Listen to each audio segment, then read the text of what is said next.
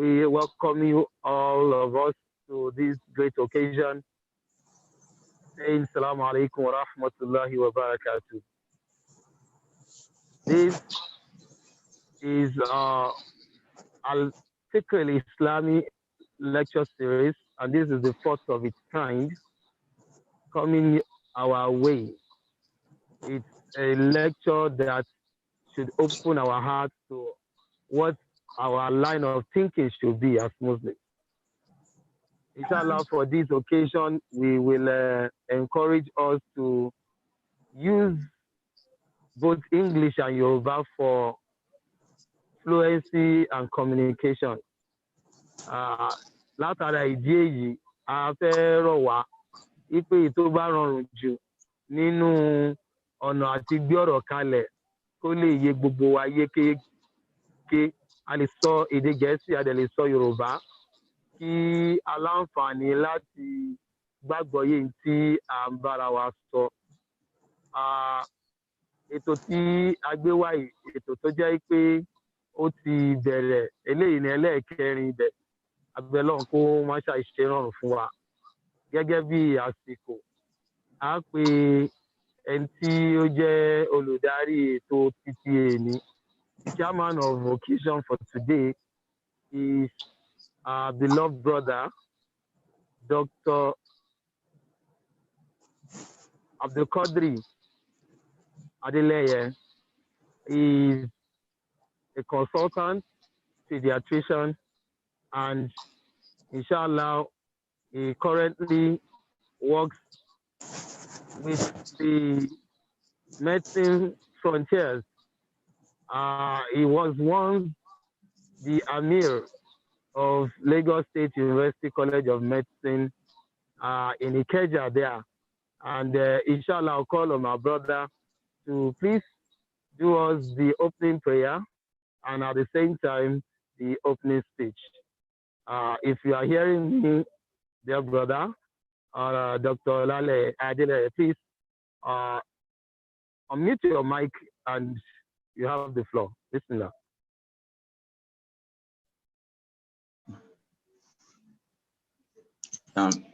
جزاكم الله خيرا. أعوذ بالله من الشيطان الرجيم. بسم الله الرحمن الرحيم. السلام عليكم ورحمة الله وبركاته. وعليكم السلام ورحمة الله وبركاته. إن الحمد لله نحمده ونستعينه ونؤمن به ونتوب عليه.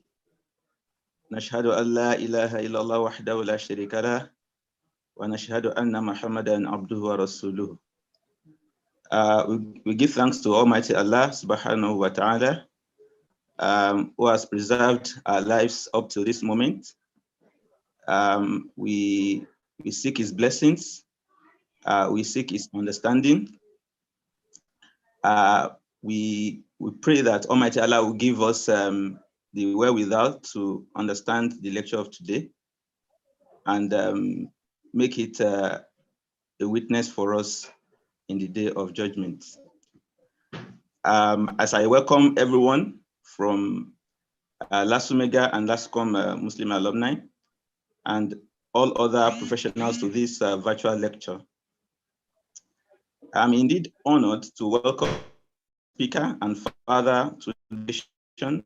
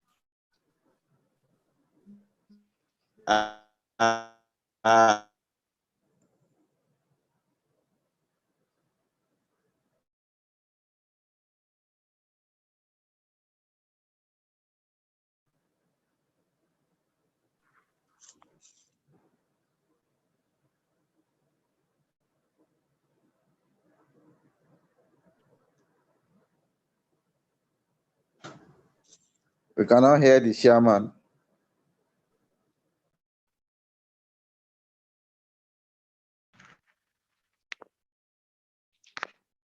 I hope the signal.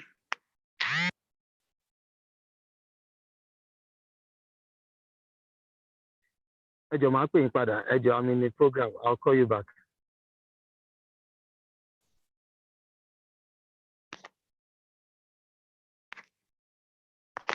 Okay. Since we lost the signal, inshallah, rather we move on to the next program, and I'm sure the address and the dua, Allah have accepted our dua, and the address would be assumed to have, all of us have been welcomed. So for the program to continue, inshallah, I'll call on my brother, Ustaz Abdulaziz Pedro, to do us the recitation of the Quran in English and Arabic. However, before then, I'd like to remind us, inshallah, that this program is being streamed live on YouTube. And as we go along, if we have questions, we should please drop it at the question chat box or question and answers. Fún àǹfààní àwa tí à ń gbọ́ káàkiri àgbáńlá ayé, a fẹ́ ká mọ̀ pé tí wáàsí tí a fẹ́ ṣe lọ́sàn-án yìí ó ń lọ lọ́wọ́ lórí ayélujára YouTube. Àwa tá a bá ní ìbéèrè kí a lo àǹfààní láti fi kọ àkọsílẹ̀ fún àwọn ìbéèrè yìí gẹ́gẹ́ bí ètò ṣe ń bá lọ. Lágbára Ọlọ́run, gbogbo ẹ̀ náà ni àgbéyẹ̀wò kí Ọlọ́run kó fi àlùbáríkà sí. So a pe Ustaz Abdulaziz Pedro to do us recitation from the Quran. Bismillah. أعوذ بالله من الشيطان الرجيم. بسم الله الرحمن الرحيم.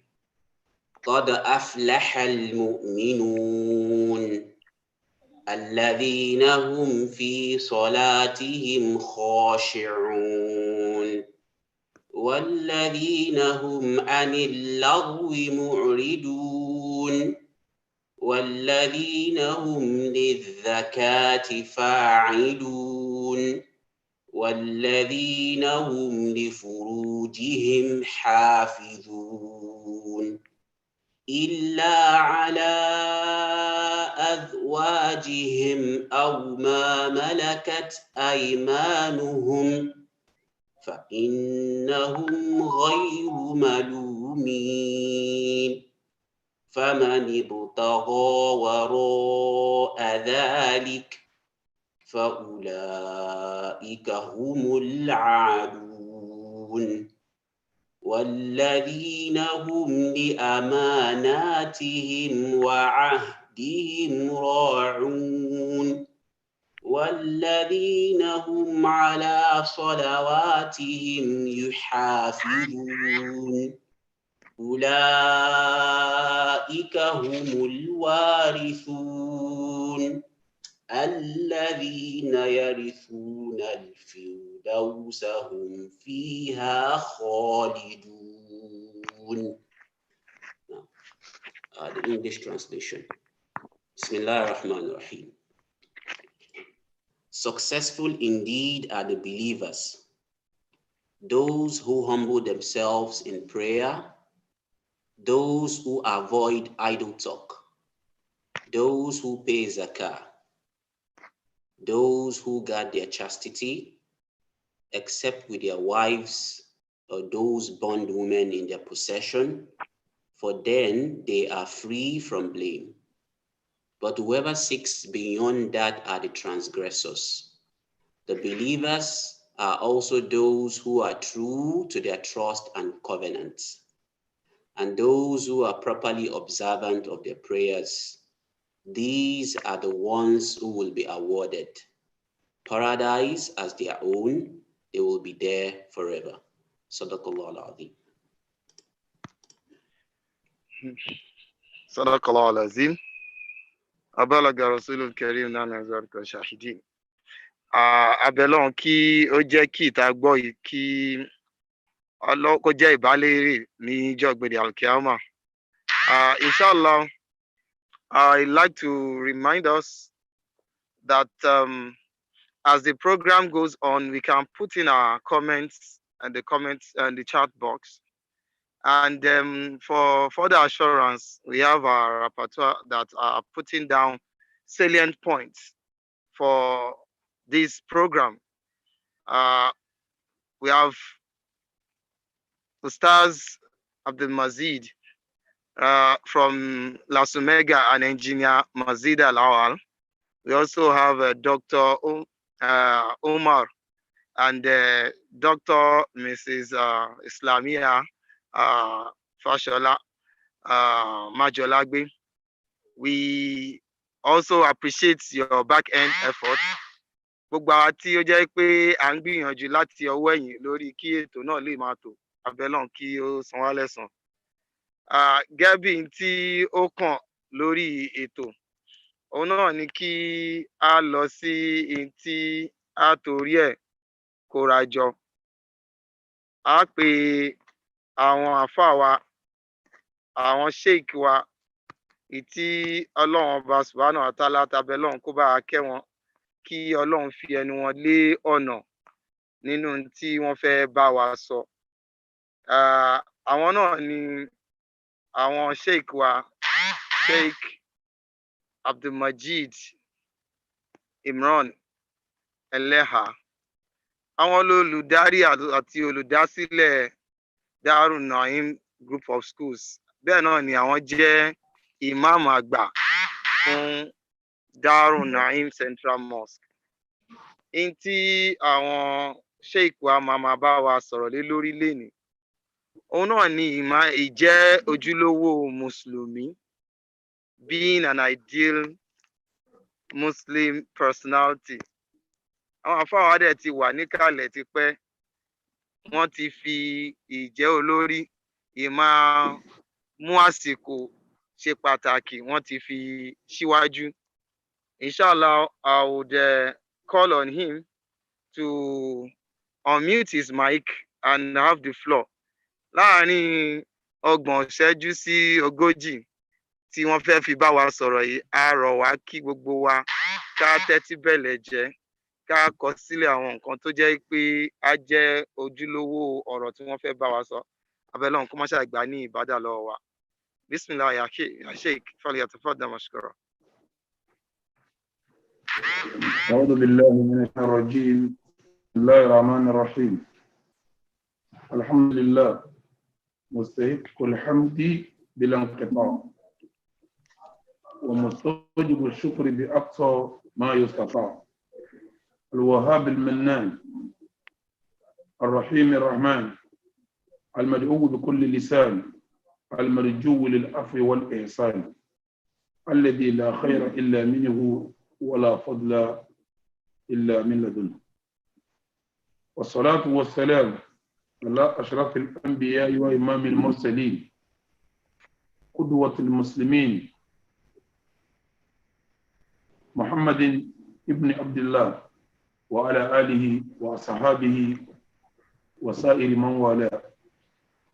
وأشهد أن لا إله إلا الله وحده لا شريك له، وأشهد أن محمدا عبد الله ورسوله. اللهم صل وسلم وبارك عليه وعلى آله وصحابه وعلى سائر من تبع سنته وسلك مسلكه إلى يوم الدين. أما بعد، إخوة الإيمان، السلام عليكم ورحمة الله وبركاته.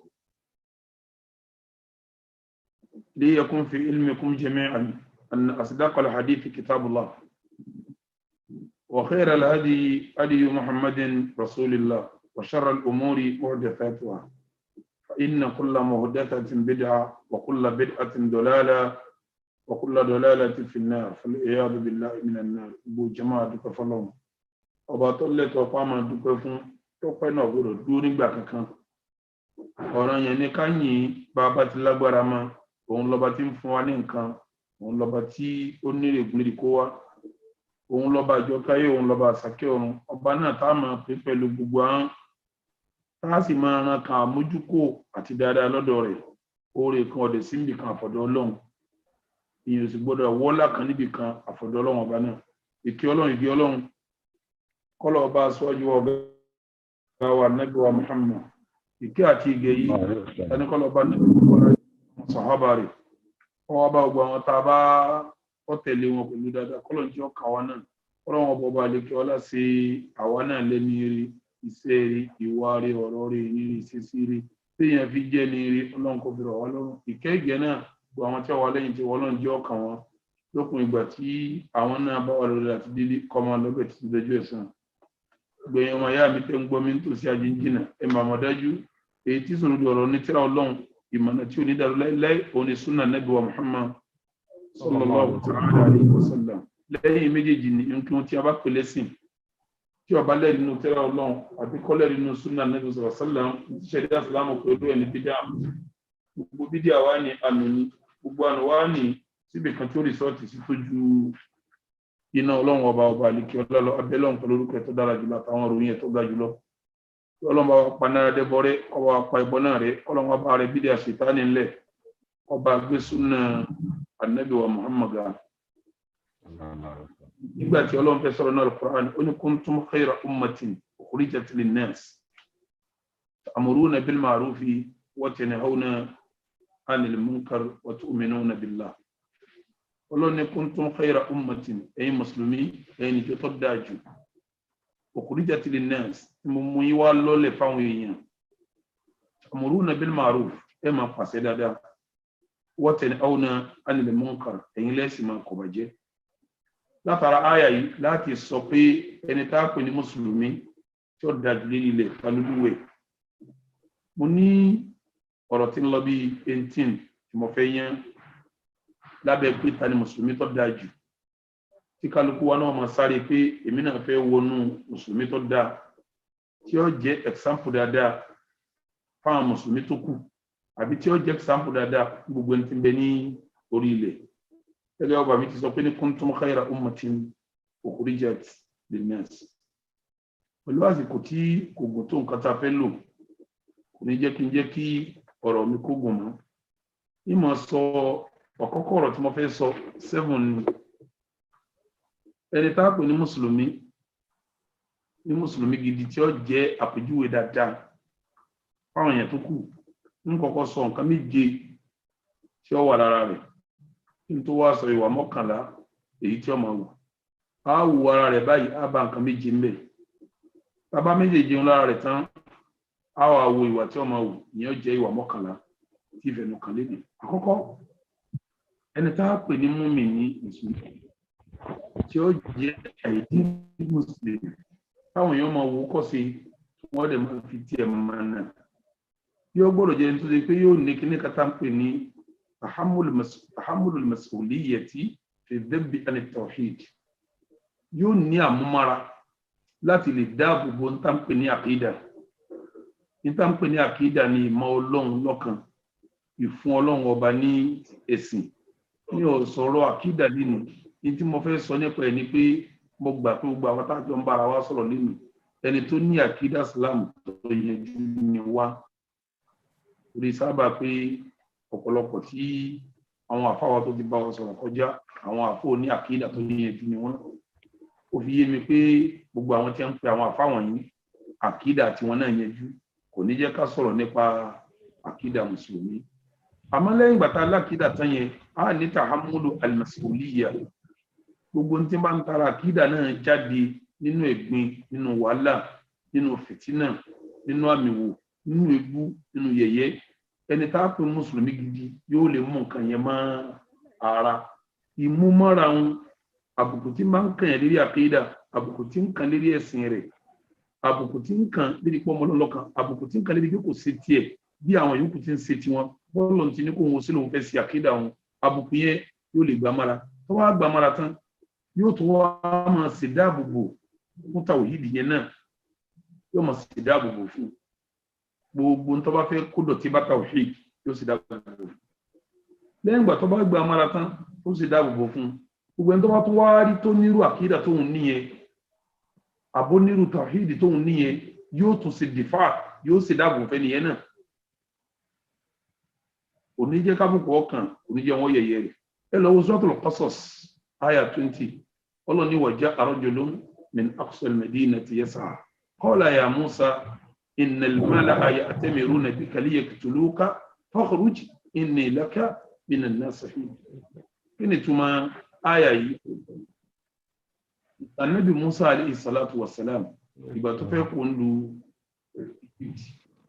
tí àwọn èèyàn ń wá káàkiri nítorí ẹ̀sìn tó gbé dání nítorí àkídà tó gbé dání ìkan tó jẹ́ èèyàn gidi tó jẹ́ mùmínì gidi ó dáàbòbò Musa ọ̀dẹ̀ kọ́ kí ni wàhálà tó fẹ́ tẹ̀yìn ìdáàbòbò yẹn tó fẹ́ tẹ̀yìn ìṣẹ̀lẹ̀ kọ̀ọ̀kọ́ tọ́lọ́run fi sọ pé wa ja'a rajulun min aqsal madinati yas'a ọkùnrin kan yọ tí ń sáré bọ̀ látọ̀kan gan ìlú tí ń sáré bọ̀ qala ya Musa ó ní wọ́n Musa innal mala'a ya'tamiruna bika liyaqtuluka orí àwọn èèyàn mi ń lù wọ́n ń ṣe mítìn lọ́wọ́lọ́wọ́ báyìí mítìn tí wọ́n sì ń ṣe ni pé láti pa ọ́ wọ́n fẹ́ wá pa ọ́ kò sí tó mẹ́rẹ́ torí ẹ̀pá Musa torí àkídà rẹ̀ ẹ̀sìn tí ń pèpè lọ́bẹ̀ ní ti ń sọ fáwọn èèyàn mùmínì gidi náà tó bá ra àfáà tí ń pèpè lọ́bẹ̀ ẹ̀sìn àbọ́lọ́mọ ìyá rẹ̀ mùsùlùmí tí ń pèpè lọ́bẹ̀ àkídà tó dáa irú bọ́mọkùnrin ti ṣe pẹ̀lú Musa tọ́lọ̀ bá Musa wa ja'a rajulun min aqsal madinati yas'a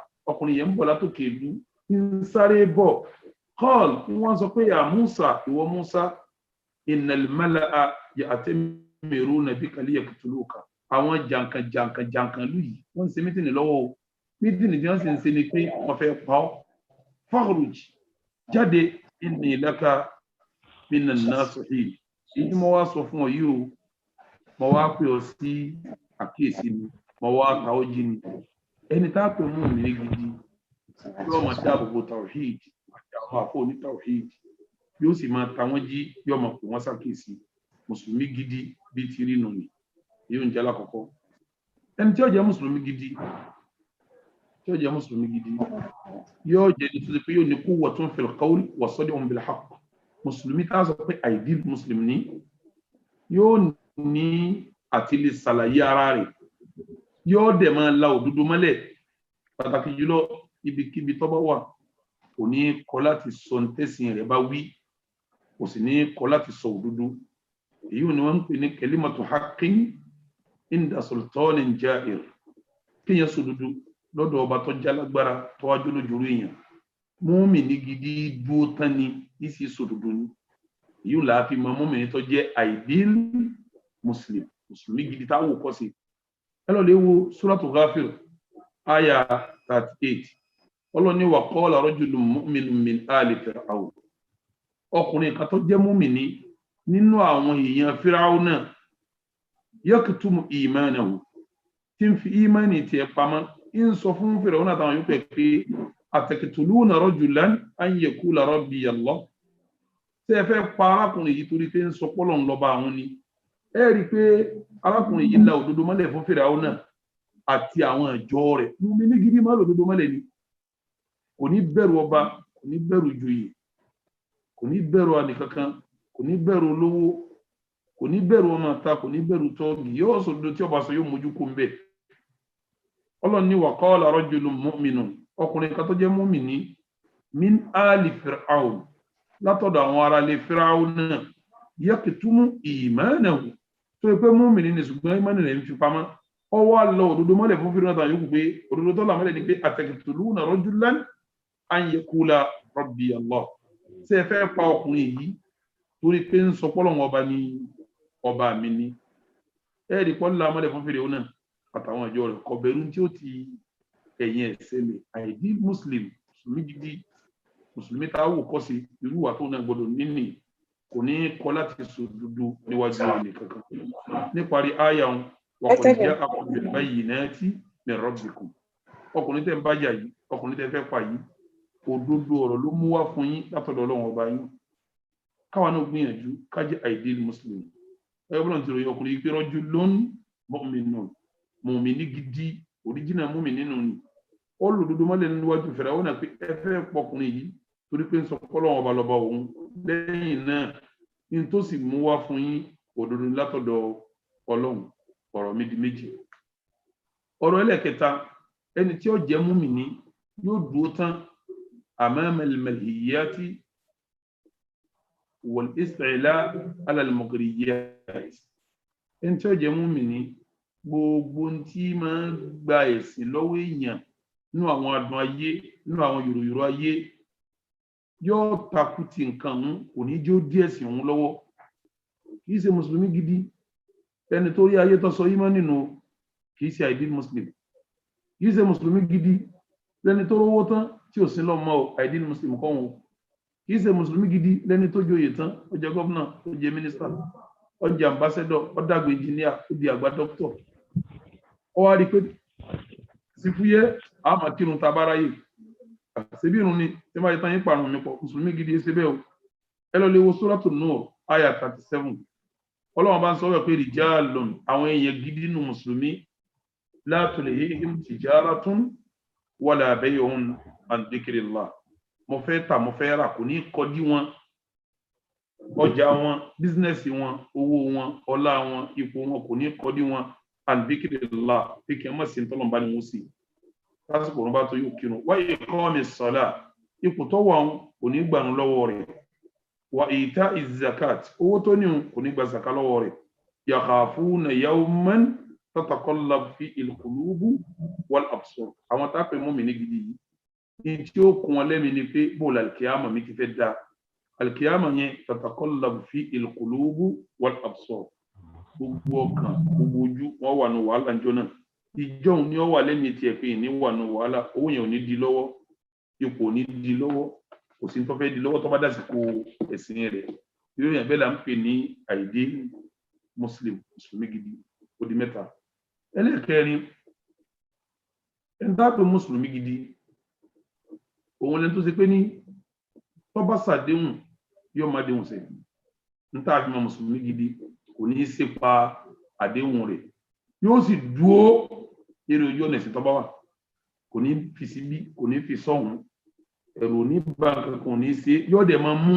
àdéhùn tó bá ṣẹṣẹ ẹ lọ lè wo Suratul Ahzab ẹlẹ́ẹ̀kẹrin ní sọ lọ́wọ́ aya 23 ọba àlekẹ́lá ń sọ ń bẹ̀ pé minal mu'minin rijalun sadaqu ma ahadullaha alayhi faminhum man qada nahbahu wa minhum man yantadiru wa ma baddalu tabdila ọba minal mu'minin yóò máa bẹ́ẹ̀ náà tá a pè mu'mini gidi rijalun àwọn èèyàn gidi kan máa bẹ láàrin àwọn mùmínì àwọn mùsùlùmí gidi lọ́nà fẹ́ sọ ọlọ́run ní sọ́dàkú ma ahadullaha alayhi àdéhùn tí wọ́n gbà pẹ̀lú ọlọ́run wọ́n mú ṣẹ bó ti yẹ kó wọ́n mú ṣẹ ìtumọ̀ ẹni pé tí a bá ṣàdéhùn pẹ̀lú ọlọ́run pé mùmínì pọ́nbélé ní jẹ́ onídẹ́yìn kọ́ bẹbọ jẹ́ pẹ̀lú ààrẹ pẹ̀lú ọlọ́run sọ́dàkú ma ahadullaha alayhi wa minhum man qada nahba ìbẹ́nu wọn tí ó ti bá lọ àmínú ọmọ yẹn tọ́dọ̀ nígbẹ́ náà wọ́n ti ń retí pé ibi táwa náà ti kó fi dé a ní yí padà ní tí ó bá ṣẹlẹ̀ ní ọ̀sẹ̀lẹ̀ àdéhùn tá a ṣe pẹ̀lú ọlọ́run ní yí padà àdéhùn mílíọ̀sì mi ò ní yí padà àdéhùn mi pẹ̀lú àwọn èèyàn ní yí padà wà máa bá dẹ̀lú tẹ́bùdì ìlà wọn ò yí padà ẹni tá a pè mùsùlùmí gidi tó bá ti ṣàdéhùn pẹ̀lú ọlọ́run àbọ̀ ṣàdéhùn pẹ̀lú àwọn èèyàn kò ní change àdéhùn yẹn eré ibi tó fàdéhùn sí ibẹ̀ ní odò ó di mẹ́rin ìjọ ọmọdéẹlẹ karùnún nípa pé mùsùlùmí tí wàhálà bá dé yóò dúó kò ní yí padà tí wàhálà bá dé gbogbo wàhálà gbogbo fìtínà tí wàhálà bá dé ẹlòmí òbí nǹkan mi tí wàhálà bá dé ẹlòmí ọ̀sẹ̀bọ̀ pẹ̀lú ọlọ́run tí wàhálà bá dé wàhálà obìnrin ẹlòmí ọjà lùsìnà wàhálà ọkùnrin ẹlòmí ọjà lùsìnà nínú àwọn obìnrin tí wàhálà bá dé ẹlòmí òdòlógún bí wàhálà bá dé ẹlòmí òdì babaláwo bí wàhálà bá dé ẹlòmí olówó wà kúnrin ẹ̀sìn òun mùmínì gidi ẹsẹ̀ bẹ́ẹ̀ nígbà tí wàhálà bá dé mùmínì yóò dúró síbi tọ́wọ́ wà ní ẹ lọ lọ́wọ́ náà Al-Qur'an Suratul Ma'idah aya 23 ọba mi ń sọ ń bẹ̀ pé ní qala rajulani minal ladina yakhafuna an'ama Allahu alayhima udkhulu alayhimul baba fa idha dakhaltumuhu fa innakum ghalibun wa 'ala Allahi fatawakkalu in kuntum mu'minin ibi tí ń lọ bẹ́ẹ̀ ni pé wo bí àyà wa 'ala Allahi fatawakkalu gbogbo wàhálà tó bá dé Ọlọ́run ní gbára lé wàhálà ò ní kó dológun mùmínì gidi tá pè ní ideal muslim ideal mu'min tí wàhálà bá dé kò ní dológun bí wàhálà bá dé kò ní délẹ́bọ bí wàhálà bá dé kò ní wákùnrin ẹsẹ̀ rẹ̀ wa ala Allahi fatawakkalu Ọlọ́run yóò gbára lé in kuntum mu'minin tí a bá jẹ́ mu'mini ó di 5 èyí tí ó máa jẹ́ ẹlẹ́ẹ̀kẹfà èyí tí ó máa jẹ́ ẹlẹ́ẹ̀kẹfà ní ń tá pè ní ideal muslim òun ni pé ń tá pè muslim gidi ìmọ́tótó yóò máa ṣe yóò jẹ́ ni tí ó mọ́ ìmọ́tótó pín sí méjì ìmọ́tótó náà kan ìmọ́tótó ara ẹni a bá pè mùsùlùmí gidi inú ọkàn rẹ̀ ọmọ ni tógán pẹ̀lú gbogbo mùmínì ọmọ ìyá rẹ̀ Ànábì wa Muhammad níjọ́ kan sọ fáwọn sàhábà pé ẹ máa wẹ̀gbẹ́ bíbà yìí ọmọkùnrin kan yọ ń bẹ̀ ọmọ ẹnìyàn ọmọ àdìjẹ́nà ẹnìyàn yọ ó díjọ́ kìí Ànábì tó ní ẹ máa wo bí ẹni tó bá jáde bí ọmọ àdìjẹ́nà ẹni tó yọ lánàá ló ti yọ ń bẹ̀ jọ́ kẹta náà tún rí bẹ́ẹ̀ ìkan náà sàhábà wà lọ ka mọ́lé pé iṣẹ́ eré wo ló ń ṣe Ànábì sọ báyìí níjẹrin sọ báyìí níjẹta sọ báyìí lánàá ìwọ náà lọ ń jáde ń bẹ̀ èsì wo ló fún ó lóun ò jíjọ́ kan kóun fẹ́ sùn rí kí kíní ọmọ ìyá òun ṣẹ́kù nínú ọkàn òun ọ̀lẹ́ nìkan sọ́kàn rí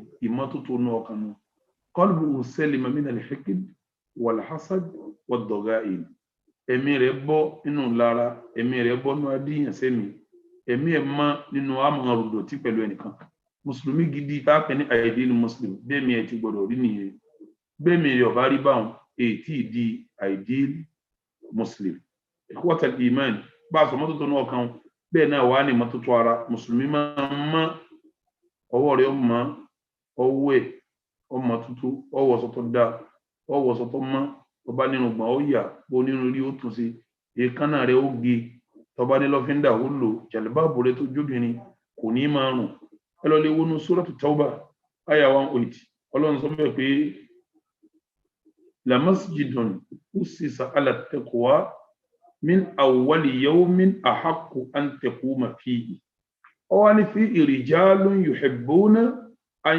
yatatahharu wallahu yuhibbul mutahhirin Ọlọ́run ní la masjidun ussisa ala taqwa min awwali yawmin ahaqqu an taquma fihi mọ́sálásí tí wọ́n fi lélẹ̀ lérí ìbẹ̀rẹ̀ Ọlọ́run lákòókò ọjọ́ òun ló yẹ kí wà nábì òdú síbẹ̀ bẹ̀ ló yẹ kó wà ibẹ̀ òun kí mò ń lọ ibi tí mò ń lọ ń bẹ̀ ní pé Ọlọ́run wá ní fi rijalun àwọn èèyàn kan wà nù mọ́sálásí wọn yuhibbuna an yatatahharu wọ́n nífẹ̀ẹ́ sí kí a máa ṣe mímọ́ ara ẹni tá a pè mùsùlùmí gidi lẹ́ni tó mọ́lẹ́mí tó mọ́ lára mùsùlùmí dọ̀tí mùsùlùmí èwọ́sọ tí ń rùn mùsùlùmí èwọ́sọ tó dọ̀tí mùsùlùmí tásọ ṣe ìtúnṣọ ṣe aṣọ rẹ̀ ọmọ fìlà ọmọ bàtà ọmọ gbogbo ọmọ jàlùbáàbò rẹ̀ ó ní tí ọmọ torí pé fi rijalun nínú mọ́sálásí àwọn èèyàn kan wà ń bẹ̀ yuhibbuna an yatatahharu ní tí wọ́n fẹ́ jù ní kí a máa ṣe mọ́ tóní ideal muslim máa ń mọ́ ni torí pé kí ni wallahu yuhibbul mutahhirin Ọlọ́run nífẹ̀ẹ́ àwọn tí wọ́n bá ń ṣe mímọ́ ó di ọ̀rọ̀ 6 èyí tí ó jẹ́ lẹ́ẹ̀keje nínú táàfin mọ́ ideal muslim kí n tó wá bọ́ síbi ìwà tí mùsùlùmí ọmọ wù táàfin mọ́ kóun ní ideal muslim tí mo pè ní wà 11 sẹ́rẹ̀ tí ó jẹ́ mú mi ní òdodo as-sidqu ma'a Allahi wa-thabatu 'ala al-manhaji ar-rabbani yóò ní òdodo pẹ̀lú Ọlọ́run yóò wá takú sí gbogbo ntọ́lọ́run bá ní kó ṣe ní ọmọ sí yóò sòdodo pẹ̀lú Ọlọ́run yóò wá takú ntọ́lọ́run bá ní kó ṣe ní ọmọ sí wọn àbá lé nǹkan mí lẹ̀ fún kò nígbà ẹ lọ lè wo Suratul Ahzab tí mo mú wálé kan àyà 37 Ọlọ́run ní minal mu'minina rijalun ń bẹ nínú àwọn mùmíní àwọn èèyàn kan bẹ nínú wọn sadaqu ma ahadullah alayhi àdéhùn tí wọ́n ṣe fọ́lọ́run òdodo ní wò promise Ọlọ́run pẹ̀lú rọ́ gbogbo ẹni tí láwọn ọmọ sí pẹ̀lú Ọlọ́run pátá bẹ́ẹ̀ ni wọ́n ń ṣe faminhum man qada nahba ń bẹ nínú wọn tó ṣe pé èyí òdodo lọ́wọ́ tí kò fi dé bá faminhum man yantadhir ń bẹ nínú wọn tó ṣe pé wọ́n jòkó èyí òdodo lọ́wọ́ àyàn retí ikú ikhwatal iman ẹni tá a pè mú mi ní òdodo yóò jẹ́ ni tí ó lódodo tí sì ń fòdodo tó ṣe fọ́lọ́run tí fi ń ṣiṣẹ́ eléyìí ni nǹkan méje tí a fi mata ní ideal Muslim láti inú tírà Ọlọ́run. Ẹni tá bá pè ní ideal Muslim ní mùsùlùmí gidi mo fẹ́ ka ìwà mọ́kànlá tá bá ní ààrẹ.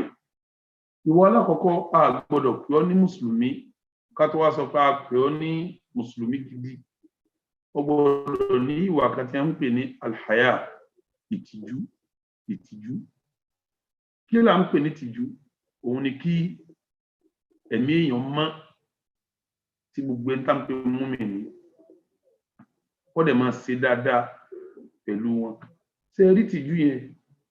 Ànábì wa Muhammad ó ní likulli dinin khulq wa khulqul Islam alhaya. Ẹ̀sìn kọ̀ọ̀kan òun ló ní ìwà ti Islam ìtìjú ni. Ìtumọ̀ ẹ̀ ni pé bẹ́ẹ̀ bá jẹ́ mùsùlùmí tí ó bá lójú tì, tí ò sí ọ̀rọ̀ tí ò lè sọ, tí ò síwà tí ò lè wù, tí ò sápárá tí ò lè dá, irú ẹni bẹ́ẹ̀ kì í ṣe ideal Muslim. Ó lè jẹ́ mùsùlùmí o, àmọ́ kì í ṣe mùsùlùmí gidi, kì í ṣe mùsùlùmí tá wò kọ́ṣe. Nínú tá wò lọ yẹn tá fi kọ́ṣe pé léyìí o mùsùlùmí mìtálí ni ideal ni a lè wò kọ́ṣe, òun ni kó ní tìjú. Ànábì fi sọ pé ní likulli dinin khulq, gbogbo wa kọ̀ọ̀kan ẹ̀sìn kọ̀ọ̀kan ló níwà tiẹ̀. Wa khulqul Islam alhaya, ìwà ti mùsùlùmí tí Islam mú wá ìtìjú ni. Tí a bá lọ wà hadith Ànábì wa Muhammad tí Abdullah Mas'ud gbà wá, ṣé àwọn ìtìjú tí mo wí mo fẹ́ máa yanjú ẹ̀ lọ́kọ̀ọ̀kan. Kí n gbé láti ìtìjú pẹ̀lú Ọlọ́run. Ìyẹn ní ìtìjú pẹ̀lú Ọlọ́run. Kí ni ìtumọ̀ ìtìjú pẹ̀lú Ọlọ́run? Al-ibtiadu an jami'i ma naha Allahu anhu. Gbogbo t'Ọlọ́run bá kọ̀ fún ọ kó jìnnà sí. Tó bá ní ó má ṣe zina, mùsùlùmí ṣe zina, ó gbọ́dọ̀ dídí ẹ̀. T'Ọlọ́run bá ní ó má jalè, ó gbọ́dọ̀ jalè. Tó bá ní ó má mutí, ó gbọ́dọ̀ mutí. Tó bá ní ó má sọ̀rọ̀, ó gbọ́dọ̀ sọ̀rọ̀. Sórí àìṣe t'Ọlọ́run ní kó má ṣe òun ní jásí kó tìjú Ọlọ́run ọba. Gbogbo t'Ọlọ́run kọ̀ fún ọ kó má ṣe, ìtumọ̀ ẹ̀ ní túmọ̀ pé òun tìjú Ọlọ́run ọba. Ẹ lọ lè wo hadith tí Abdullah Mas'ud gbà wá. Qala Nabi ní ẹ̀yin mùsùlùmí ishayu minallahi haqqal haya. Ẹ máa tìjú Ọlọ́run ó ti yẹ kẹ́ tìjú Ọlọ́run. Qulna inna nastahyi minallahi ya Rasulallah walhamdulillah. Abdullah ibn Mas'ud ní àwa sọ fún Nabi pé àwa tá ojú kó tí ó tó ń bá sọ̀rọ̀ yìí, àwa máa tìjú Ọlọ́run a sì dúpẹ́ f'Ọlọ́run. Qala laysa dhak. Ànábì ní a tí ń wí tí gbọ́mi yé. Ànábì wá fẹ́ ṣàlàyé ìtìjú pẹ̀lú Ọlọ́run. Ànábì fẹ́ ṣàlàyé ó wá ní al-istihyahu minallahi haqqal haya. Ìtìjú Ọlọ́run bó ti yẹ kẹ́ ìtìjú ẹ̀ ni pé an tafada ar-ra'sa wa ma wa'a. Ìwọ Abdullah ibn Mas'ud orí rẹ̀ t'Ọlọ́run fún ọ yìí kó sọ orí yẹn àti gbogbo nítorí yẹn kójọ. Nínú nítorí kójọ lójú wà, ó gbọ́dọ̀ fi wo t'Ọlọ́run ló gbọ́dọ̀ wò. Inú nítorí kójọ létí wà, ó gbọ́dọ̀ fi gbọ́ t'Ọlọ́run ní kó má fi gbọ́. Inú nítorí kójọ lẹ́nu wà, ó gbọ́dọ̀ fi sọ t'Ọlọ́run ní kó má fi sọ.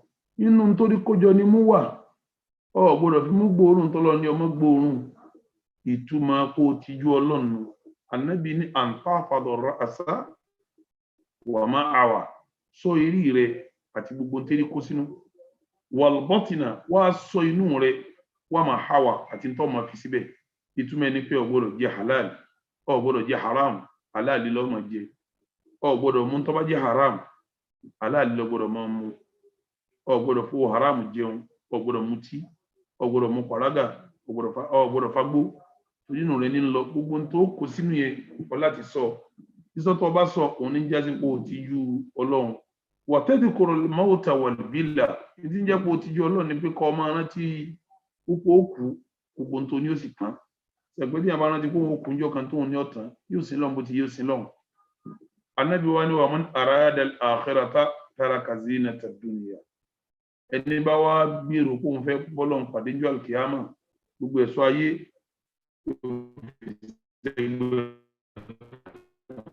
wa athara al-akhirata ala al-ula. Yóò gbọ́lá ẹni bá ṣe gbọ́n tẹ́mi Ànábì wí istahaya minallahi haqqal haya. Irú ẹni bẹ́ẹ̀ ló tìjú Ọlọ́run bó ti yẹ kó tìjú Ọlọ́run. Ikhwatal iman. Ẹni tí ó jẹ́ ideal Muslim yóò ti tìjú Ọlọ́run lásọ yìí. ẹni tí ó jẹ́ ideal muslim lábẹ́ ìtìjú tí ń sọ lọ́wọ́lọ́wọ́ tó jẹ́ àkọ́kọ́ nù mọ́kànlá yóò tìjú ànábì náà bó lè yẹn ti tìjú ànábì òun ní ìtìbáwù àwàmírì gbogbo tá ànábì bá pa láṣẹ amọ̀ṣẹ ọ̀rọ̀ ṣòkòtò ní ọ̀rọ̀ ọrùngbọ̀n ní ọ̀rọ̀ aṣọ wíwọ̀ ní ọ̀rọ̀ jàlbáàbù ní paradíìsì fún gbogbo ẹ̀ láàmúṣẹ bá ànábì tẹ́ náà múṣẹ nígbà ànábì bá sì kọ̀ wọ́n yí ṣòkòtò rẹ̀ kọjá kókó ẹsẹ̀ ànábì lọ́kọ̀ obìnrin ọwọ́ jàlbáàbù ànábì ló ṣe lófin gbogbo tá ànábì kọ báwọn ẹ̀kọ́ ni níjà sí pé ní tìjú ànábì ìtumọ̀ ẹni pé gbogbo tá a bá rí nínú àlùkùránì tá a bá ti rí nínú súnà á fi ṣiṣẹ́ ìfi iṣẹ́ rẹ̀ níjà sí pé ní tìjú ànábì nínú tìjú ànábì ni pé qira'atu siratihi wa atharihi gbogbo wa pátápátá á máa lọ ka ìtàn gbésí ayé ànábì ó là ànábì ti sáyé bó ló ti jẹ bó ló ti mu ọkùnrin ó wádìí bá ànábì ti ń ṣe pẹ̀lú ìyàwó ẹ̀ obìnrin ó wádìí báwọn ìyàwó ànábì ti ń ṣe pẹ̀lú ọkọ wọn ìtì ń já sí pé àtìjú ànábì nìyẹn a sì máa ròyìn ẹ̀ káàkiri ẹni bá sì fẹ́ bu ipò ànábì kù àní ìgbà àkókò bu ipò ànábì kù àbàjá nítorí ànábì ìbàjá nítorí ànábì òun ní jáde pa àtijú ànábì wọn ó rí tìjú méjì tí mo kà alhaya'u ma Allah ká tìjú ọlọ́run àìdílé muslim ó tìjú ọlọ́run alhaya'u ma ar-rasul ká tìjú ànábì àìdílé muslim ó tìjú ànábì ẹjẹ ń fi ká kókó di mẹ́ta alhaya'u fil kalam èèyàn ní tìjú nínú ọ̀rọ̀ ni èèyàn ní tìjú nínú ọ̀rọ̀ ni gbogbo ọ̀rọ̀ tó sọ táwọn ní àá iṣẹ́ wọn sọ báwọn wọ́n fẹ́ dákan kọ́ ọmọkùnrin kọ́ ọmọ lẹ́mọ́lẹ́ kọ́ ọmọ lámọ́lẹ̀ ò ní tìjú ọ̀rọ̀ kọ́ fẹ́ dákan kọ́ ọmọbìnrin kọ́ ọmọ lámọ́lẹ̀ ò ní tìjú ọ̀rọ̀ kọ́ ọmọ sọ̀rọ̀ jàbàtì ò ní tìjú ọ̀rọ̀ ní tí ń jẹ́ tìjú ọ̀rọ̀ ni kọ́ ọmọ da àwọn ọ̀rọ̀ tó wo kọ́ ọmọ dá pé ọlọ́run fi ní wà qulu linnasi husna má báwọn yẹn sọ̀rọ̀ dáadáa أيها الذين آمنوا اتقوا الله وقولوا قولا سديدا rọ̀tọ́dá ní kẹ́ máa sọ tó bá sọ̀rọ̀ ọ máa sọ pé nǹkan ọmọkùnrin ò ní lámọ́lẹ̀ tó bá fẹ́ sọ̀rọ̀ wájú obìnrin ò ní ìgbáyà obìnrin àbí wájú obìnrin ò ní lámọ́lẹ̀ tó bá fẹ́ sọ̀rọ̀ ẹ̀yìn obìnrin ò ní àkẹyìn sí obìnrin ò ní lámọ́lẹ̀ kọ́dà tó bá fẹ́ lọ fọwọ́ kan mi ò ní àwọn fẹ́ lọ lè fọwọ́ kan mi ò ní lámọ́lẹ̀ àwọn mìíràn tó ń dákun ní lọ sí number 1 lèmi ò tún ní lọ sí number 2 àmọ́ kọ́ máa lámọ́lẹ̀ ò ní alhaya fil kalam ò ní tìjú nínú ọ̀rọ̀ ìmáàmù wàhálì èèyàn máa ní ìtìjú ọ̀rọ̀ ní ìtìjú kẹta tí mo fẹ́ pè wá ní àkíyèsí sínú ìtìjú kẹta ìtìjú pẹ̀lú ọlọ́run ó di méní ìtìjú pẹ̀lú ànábì ó di méjì ìtìjú nínú ọ̀rọ̀ tá a máa sọ jáde ìyẹn máa ń sọ̀rọ̀ gbàgbà ó di mẹ́ta kọ́lá tí yóò bá búyàn pẹ̀lẹ́pẹ̀lẹ́ náà ló fi ìtìjú bú pé ọ̀rọ̀ tẹ́ sọ yóò bá mu ọ̀wá ni máa sọ fún pé ẹ̀ nílàkàyè ọ̀rọ̀ sọ fún yàn kọ́rọ̀ tẹ́ sọ yóò bá mu ìtumọ̀ ẹni pé kò sí làkàyè náà ni ọ̀wá nílà mọ́lẹ̀ fún pé ò nílàkàyè ọ̀gbọ́n yìí lámọ́lẹ̀ bá wọn ó fìdí jù sọ pé ọ̀rọ̀ yóò bá mú o Al-Imam Ali radiyallahu ta'ala anhu ìgbà tó fẹ́ sọ̀rọ̀ ìtí ń jẹ́ tìjú ó ní man qusiya bil haya thawbuhu lam yara an-nasu aybahu ẹnikẹ́ni tó lọ́n bá yọ̀ǹda fún tí wọ́n bá fi tìjú sínú iṣẹ́ tí ń bá ń ṣe pé ń ṣiṣẹ́ tìjú ń sọ̀rọ̀ tìjú àwọn èèyàn ní láìfi rẹ̀ sẹ́ni tó lámọ́lẹ̀ pé onílàkàyè láìfi wo ló fẹ́ rí kò ní pàtó fẹ́ sọ̀rọ̀ obìnrin tó da kúwájú pé tó dẹ̀ ìpè kò lè ní kó sí láìfi bí èèyàn bá ń fi tìjú sọ̀rọ̀ kì í ṣe láìfi tẹ́lí tá ń pè ní tìjú gbogbo tí dàrú yú ilẹ̀ mùsùlùmí ó jìnà sí ara àtìjú ni àwọn ọ̀rọ̀ rẹ́dẹ̀rẹ̀dẹ̀ ìwà rẹ́dẹ̀rẹ̀dẹ̀ mùsùlùmí ó jìnà sí ara àtìjú ni obìnrin olóbìnrin kan máa fà lọ́wọ́ máa bo obìnrin olóbìnrin lọ́wọ́ tí wàá tóbi máa sọ̀rọ̀ kọ́ máa gbálá tí èsè ìyàwó rẹ̀ tí èsè ọmọ rẹ̀ àìní tìjú ni obìnrin olóbìnrin kan máa fà lọ́wọ́ kọ́ máa bá ya fọ́tò àìní tìjú ni kọ́ bọ́ra lẹ̀ kọ́ máa rìn kí kọ́kàn wọ́ ṣòkòtò nìkan kó sígbà ẹ̀ láti síìtì àìní tìjú ni gbogbo àwọn pálapàla báwọn ara tìjú lọ́wà èèyàn ní tìjú ni tàràfọ̀ alẹ́dẹ̀ni art gbogbo tí kò dọ̀tí bá nìyẹn ó jìnà sí èèyàn wà lọ́mọlúàbí kò ní jáde síta láìwẹ̀wò kò ní lọ́tọ̀wẹ̀ ẹ̀nà kọ́ máa káàkiri àdúgbò kò ní mọ bóbi olóbìn sàwàdà kò ní mọ bóbi olóbìn ńlá mọ bóbi olóbìn bọ́wọ́ gbogbo tí ó kó dọ̀tí bá ọlọ́dọ̀ fámílì ará àdúgbò ẹni tẹ́jọ́ ń ṣiṣẹ́ ọ̀rẹ́ rẹ̀ ò ní dédé ẹ̀ ò ní wọ́n ń pè ní alhaya tí ń jẹ́ tìjú nìyẹn tí ń jẹ́ tìjú nù sẹ́ni tí ìtìjú bá lọ láàrin èèyàn gbogbo nǹkan ti lọ ní ara rẹ̀ Ànábì wa Muhammad ó ní idha lam tastahi fasna ma shi'ta níjọ́ tó bá ti ní ìtìjú mọ́ ní tó bá wọ̀ ni ọmọ sí ìtìjú ní máa ń kọ́ṣẹ́ èèyàn láti hùwà yẹ̀yẹ́ ìwà yẹpẹrẹ ikhwatul iman annabi ní alhaya'u khairun ìtìjú yẹn gbogbo orí ni gbogbo orí lọ́wọ́ bẹ́ẹ̀ annabi tún ní inna mimma adraka an-nasu min kalami an-nubuwwati al-ula inú ta bá táwọn annabi tó kọjá máa sọ ní pé idha lam tastahi tó bá ti lè lójú tí fasna ma shi'ta ní tó bá wọ̀ ní kí kó máa ṣe ẹlọ́wọ́ hadith Abu Hurairah radiyallahu ta'ala anhu wala nabi sọ pé al-imanu bid'un wa sab'una shu'ba imani 70 something imani nínú riwaya mi bid'un wa sittuna shu'ba riwaya mi pè ní 60 something ó ní fa afdaluha qawlu la ilaha illa Allah ìtọ́lágbà jù nínú imani ó ní gbólóhùn la ilaha wa adnaha èyí tó kéré jù ńbẹ̀ imatatul adha an at-tariq ká mú tí ó sì yàn lè ṣe kó ní ojú ọ̀nà àti parí àdíjà náà bí wọ́n ní wal haya'u shu'batun min al-iman ìtìjú nǹkan ńlá kan lòun náà nínú tá a pè ní imani ọ̀dà yìí tá a pè ní ideal muslim ọwọ́rọ̀ ní tìjú òdìmẹ́ni ẹlẹ́ẹ̀kejì az-zuhud ẹni tá a pè ní mùsùlùmí gidi yóò ní kí ní kátà ń pè ní az-zuhud kí là ń pè ní az-zuhud tarku ragabati fima la yanfa'u fi dunya wa fil akhirah ní tí ó láǹfààní kan tí ó ṣe fún ọ láyé tí ó sì láǹfààní tí ó ṣe fún ọjọ́ alkiyama má wulẹ̀ wá káàkiri lápòjúwe ń dá ń pè ń zúdù onímọ́tò tó ń gùn lọ bí méjì mẹ́ta ìkẹrin ìkarùn ìkẹfà ó lè mọ́ wúlò fún ọ kọ́ pátì ǹjẹ́ kí ló dé kó ní mọ́ráyé sá àmọ́ kọ́kọ́ ní ìtí ó ṣàǹfààní fún ọ náà èyí tí ó wá ní kankan tó fẹ́ ṣe fún ọ kọ́ wá pátì torí kò láǹfààní kan tí ó ṣe fún ọ láyé kọ́ pátì òní ń jẹ́ péyàn ráyé sá sẹ́wárí ráyé sá tó lágbára jù ọ̀nà gbogbo tọ́lọ́ bá ṣe fún ọ kó ojú tó ọ kọ yáyọ ọkàn òun ní jẹ́ ìráyésá tí ọgá jù tẹ́rẹ tí ọba ráyésá yóò ní nǹkan méjì lọ́kàn tí méjì ọba pé sínú ọkàn rẹ̀ kò lè rí ayésá o àkọ́kọ́ yóò máa wo ayé wò pé ọ̀sẹ̀ báyé yìí náà ni àwọn tó lò lánàá gbogbo owó ta kójọ ilé ta kójọ ọmọ tó ta ń lò yóò padà tán ni àwọn tó lò tiwọn lánàá náà tiwọn náà tán tiwọn náà padà tán béèyàn bá ti ń wo ayé ń wò pé ntí ó tán ni ntí ó padà yẹ ni ọ̀rọ̀ yóò fúyẹ́ ní ojú èèyàn lẹ́yìn náà èkejì yóò máa wo àlùkìyámà wò pé tọ́ ibẹ̀ lá darí sí ibẹ̀ lá gbé o ibẹ̀ láti ilé tá a fẹ́ gbé gẹ́gẹ́ àlùkìyámà ni bó mo ṣe fẹ́ ṣètò àlùkìyámà mi ẹ̀rí pé èèyàn bẹ́ẹ̀ yóò gbọ́ lábá àlùkìyámà ju ayé lọ ìgbọ́ lábá àlùkìyámà ju ayé lọ yẹn ni wọ́n ń pè ní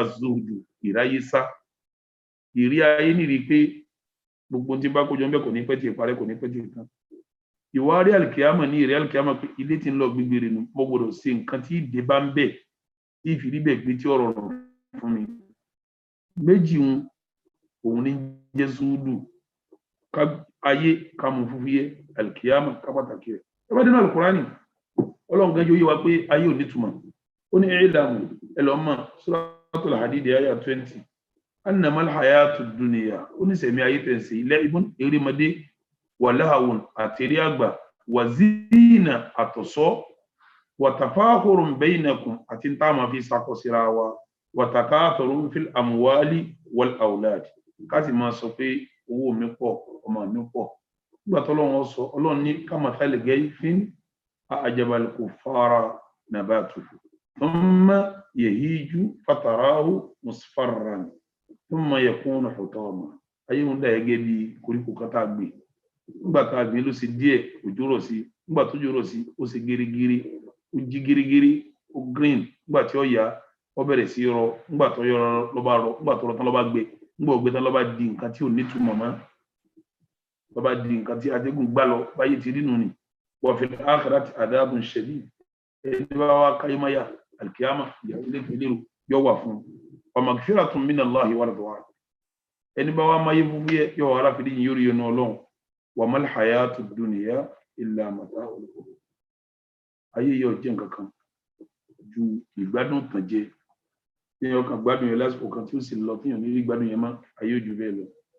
ẹ̀wọ̀n náà lọ́wọ́ ní yá ayé wà ní náà sẹ́yìn èèyàn Suratul Fatir ayẹlẹ̀ karùn-ún ọlọ́ni inna wa'dallahi haqq àdéhùn mi ọlọ́run fún yín wọ́n bá wà bá mi lálẹ́ kìámà àdéhùn gidi ni o fala taghurrannakumul hayatud dunya ẹ má jẹ́ ayé ọ̀tàn yìí jẹ́ o kẹ́ ẹ fi wá gbàgbé mi wala yaghurrannakum billahi al-ghurur gbogbo tí wàá kó yẹn kó wájú ọlọ́run ẹ má jẹ́ kó yẹn kó wájú ọlọ́run ikhwatal iman nínú ẹni tí ó jẹ́ àmàntí ń jẹ́ zúdù gàgà nábì wa Muhammad níbi tá nábì máyé fúyẹ́ dé àríkánú àdísì rẹ̀ pé tí àwa Àìṣà sọ fún wa pé ọjọ́ mẹ́ta gbáko ń lọ nílé àwọn kódà ìjújọ́ mẹ́ta ló ń gbà mí táwọn ò ní gbómi oúnjẹ kaná pé táwọn fẹ́ jẹ rè tí ò sí nǹkan kan àwọn ọmọ sẹ̀mí alal aswadayn lérí nǹkan méjì àtàmúrú wàlímà làbídùn àtomi làwọn ọmọ jẹ nínú ilé anábì tẹ́ ń wí nísì ẹni parapara ní fi ń sùn anábì tẹ́ ń wí nísì tọ́wọ́sùn lẹ́ni tọ́ bá dìde gbogbo àwọn ènìyàn kọlà síbi ìhà rẹ̀ báyìí ẹni tọ́lọ́run sí gbogbo ayé nù ẹni pa níbi tíìkì ayé ní fúfú yẹ tíìkì ẹ̀sìn mú torí pálíkì àmàlà níbi wa ẹni tá a pè ní ideal muslim òun ó ti máa yẹ fúfú yẹ nù tí ọmọ jẹ pé ọmọ ti alkiyama níta ń pè ní zood ẹ jẹ́ ń sọ àwọn tẹ́sà fún yín tá a fi mọ̀ pé lè sáfá yí gbogbo tọ́lọ́run bá pè ní haram tẹ́sà fún òní yáwó báńkì òní yáwó èlé òní ṣe cooperative èlé òní ṣe sìnà òní jalè òní mutí òní kọlùmí olómi òní kọlùmí tó ní gidi ẹ wàsódùn fi ṣubuhat àwọn haramu nù àwọn tó bá wá rújú tó rújú ọ̀sá fún anábì ní ọmọ ní takọ ṣubuhat faqad istabra lidinihi wa irdihi ẹni bá sá fún rújú ó ti wá dáadáa fẹsẹ̀ rẹ̀ àtọmọlúwàbí rẹ̀ gbogbo tí ó dẹrù ju òní ó sá fún gbogbo tí ó kàn nínú ọ̀rọ̀ òní yà sí ẹ bá ń sọ̀rọ̀ tí wọ́n fi lọ òní dá sí ǹjẹ́ ó yẹ kó wò ó ní wò obìnrin tí ń lọ tó ń wọ̀ kú ọ̀ ìwọ ṣe zúdù ní wò àwọn àǹbára ń ṣe nǹkan kan ó ní mọ́ tọrọ nǹkan káàkiri ó ṣe sùúrù ó sá fáwọn èèyàn náà gbogbo táwọn èèyàn bá dálẹ̀ tí ó dárọ̀ sí ọlọ́run bí káwọn èèyàn ó dé ká bẹ̀rẹ̀ sí ṣe gíbà lẹ́gbẹ̀ẹ́ rẹ̀ òní yà sí wọn ọ wà gbẹ̀mí ara ẹ̀ náà sá òní jẹ́mi rẹ̀ ọ̀tàn ọlọ́ọ̀bí ntọ́lọ̀ ń sí ní ìwọ̀ kọ́ ọ sá fún ntọ́lọ̀ ń sí ilé ìwọ̀ òun ní jásípò ń ṣe zúdù ní jásípò ń ṣe zúdù ikhwatal iman ọ̀rọ̀ ayé fúyẹ́ púpọ̀ ayé fúyẹ́ ìyẹn máa yẹ fúfúyẹ́ ni wọ́n lọ́n fẹ́ ròyìn ayé oníṣùyínà linnasi hubbu shahawati minan nisa kẹ́ máa nífẹ̀ẹ́ obìnrin àwọn ọlọ́run sí lọ́sọ̀fẹ́ yìí tẹ̀ wà láyé wal banin kẹ́ máa bí máa ṣe lọ́sọ̀fẹ́ yìí wal qanatir àwọn ilé gíga kẹ́ máa ní ṣe lọ́sọ̀fẹ́ yìí kẹ́ sì máa lówó min adh-dhahabi wal fidda àwọn ńláńlá kẹ́ máa ní owó kéèké kẹ́ máa ní wal khaylil musawwama àwọn mọ́tò tó báláǹsì kẹ́ máa ní wala na'am kẹ́ lọ́gbò kó kẹ́ lẹ́ran kó tẹ́ ń sìn bí màálù bí nǹkan kan àwọn nǹkan wò wal harsu kẹ́ tó máa láwọn nǹkan oko ọlọ́ni dhalika mata'ul hayati dunya gbogbo ẹ̀ pátá ìgbádùn ayé ni wallahu indahu husnul thawab ọ̀dọ̀ ọlọ́run lè sọ́tọ́ wá dá wa ìtumọ̀ ní pé gbogbo ń ta kàkà lè yí tọ̀dọ̀ ọlọ́run ọba jùlọ ẹni máa ń pè tọ̀dọ̀ ọlọ́run ọba jùlọ sí àpé yóò tẹ́ẹ̀kì táyé òní simple ọlọ́run ló kù tí ọmọ sáré ọlọ́run wá ní kul unabbi'ukum bi khayrin min dhalikum lilladhina taqaw ẹ jẹ́ ń sọ fún yín gbogbo nǹkan tí mo kàkà lè pé ń jáyé yìí ẹ jẹ́ ń sọ tó dáa jùlọ fún yín àmọ́ àwọn tó ní tó dáa lilladhina taqaw inda rabbihim ọ̀dọ̀ ọlọ́run ni wọ́n ti bá kí ni nǹkan náà jannatun tajri min tahtiha al-anhar aljanna tí akérèmọdé wọn máa san bẹ khalidina fiha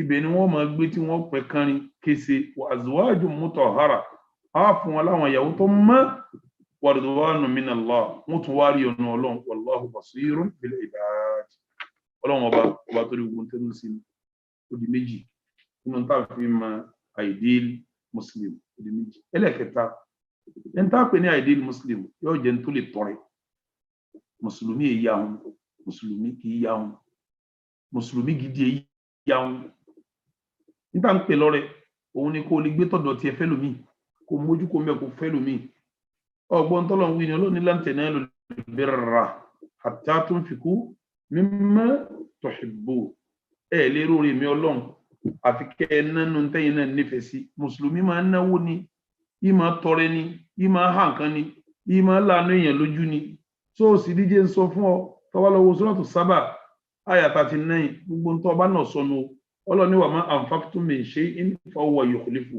gbogbo ń tẹ́ bá náà pátá èmi Ọlọ́run ó dá padà fún yín tọ́ bá sì ní nǹkan ta ní kọ́ náà yìí ò ní mọ́ retí páwọn tó náà fún kí wọ́n wá kí ọ mùmínì gidi ò ní retí kó sóore fún ìyàtọ̀ kọ́ ní àdúrà tí mo sì yí kọ́ra àwọn ò dúpẹ́ mùsùlùmí gidi táàbù mùsùlùmí gidi yóò ná owó nítorí Ọlọ́run tó bá wá ná tán yóò mọ retí pé Ọlọ́run dá mi padà fún un kọ̀ wá ní retí kẹ́ni tó náwó fún kọ́ wá fọ pé máa dúpẹ́ máa lọ máa bọ̀ máa ṣẹlẹ̀ṣẹ̀ Ọlọ́run ní innama nut'imukum Suratul Insan àyà 9 innama nut'imukum liwajhillah tí mùmínì bá lọ́dún ní àkànná fún yín nítorí Ọlọ́run ní la nuridu minkum jaza'an wala shukura àrètí kẹ́ dúpẹ́ àrètí kẹ́ yìn wá torí paná owó fún yín ẹni tá a pè ní ideal muslim ìmọ̀ náwó ni lọ́wọ́ náà bíbí ní àgbọ̀dọ̀ sí kìí ta mùsùlùmí àfi pẹ̀lú nǹkan méjì èèyàn méjì lèèyàn sọ pé mo fẹ́ dàbí tiẹ̀ bí tiẹ̀ ti rí ìwé mi náà kí mi náà rí bẹ́ẹ̀ rajulun ata Allahu malan fasallatahu ala halakatihi fil haqq ẹni tọ́lọ̀ ń fún lówó tó wá dáwó yẹn fáwọn tí ọba náà síbi òdodo ó kówó yẹn kalẹ̀ fáwọn tí ọba náà síbi òdodo wọ́n kọ́ mọ́sálásí okòwò kalẹ̀ wọ́n tọ́jú ọmọ òrukàn okòwò kalẹ̀ wọ́n tọ́jú okòwò kalẹ̀ ẹni ara ni òfin lówó mùsùlùmí téèyàn ju owó ẹ̀nu wọ́tàl iman ẹ̀yin tẹ́ ń gbọ́ mi mọ́ retí pé àwọn èèyàn máa dúpẹ́ fún ọ lórí tó bá náà mo ti sọ yẹn náà kọjá mùsùlùmí máa ń náwó lọ tí ò ní wo ẹ̀yìn wò ní tí ò ní wọ́ ẹ̀yìn wò ní ẹni gbogbo owó tẹ́ ẹ bá ná pátápátá ẹ̀jẹ̀ ń sọ fún yín ọlọ́ni Suratul Baqara àyà 272 ọlọ́ni wa ma tunfiqu min khairin fali anfusikum kò sówó kan tẹ́ ẹ ná ń padà bọ̀ wá bá yín padà o ara èèyàn tẹ́ fún kẹ́ mẹ́rùkún lẹ fún owó yẹn padà ń bọ̀ wá bá yín wa ma tunfiquna illa ibtigha'a wajhillah sẹ́rí gbogbo ntẹ́ bá náà dégbò tẹ́lẹ̀ Ọlọ́run lẹ́fi náà wa ma tunfiqu min khairin yuwaffa ilaykum gbogbo owó tẹ́ bá náà nítorí Ọlọ́run ó dá padà fún yín o wa antum la tudlamun Ọlọ́run lèmi ò ní sàkóso fún yín bàbá náà kan ẹ̀ ń tá pé ní ideal muslim kò ní yá wọn kò di mẹ́ta ẹlẹ́ẹ̀kẹrin al-adil ẹ̀ ń tá pé ní ideal muslim yóò ní kíní kan tá ń pè ní déédéé sẹ́rí déédéé yẹn òun ní máa ń mú fọkànbalẹ̀ wá lórí ilẹ̀ òun ní mú fọkànbalẹ̀ wá láwùjọ òun ní ó fi ẹni tí wọ́n ṣàbòsí fún láyà balẹ̀ òun ní ó sì jẹ́ kẹ́ni tó fẹ́ ṣàbòsí náà bọ́ nínú ìyà Ọlọ́run torí tí tá àbájọ́ rábòsí ṣe òun gan bọ́ nínú ìyà Ọlọ́run orí láṣẹ fún ẹni abá wá pé mùmínì mùsùlùmí gidi yóò ní déédéé gan kò ní máa sojóró kò ní ṣàbòsí ẹ lọ wo ńgbà tó lọ́n fẹ́ tá Ànábì wa Muhammad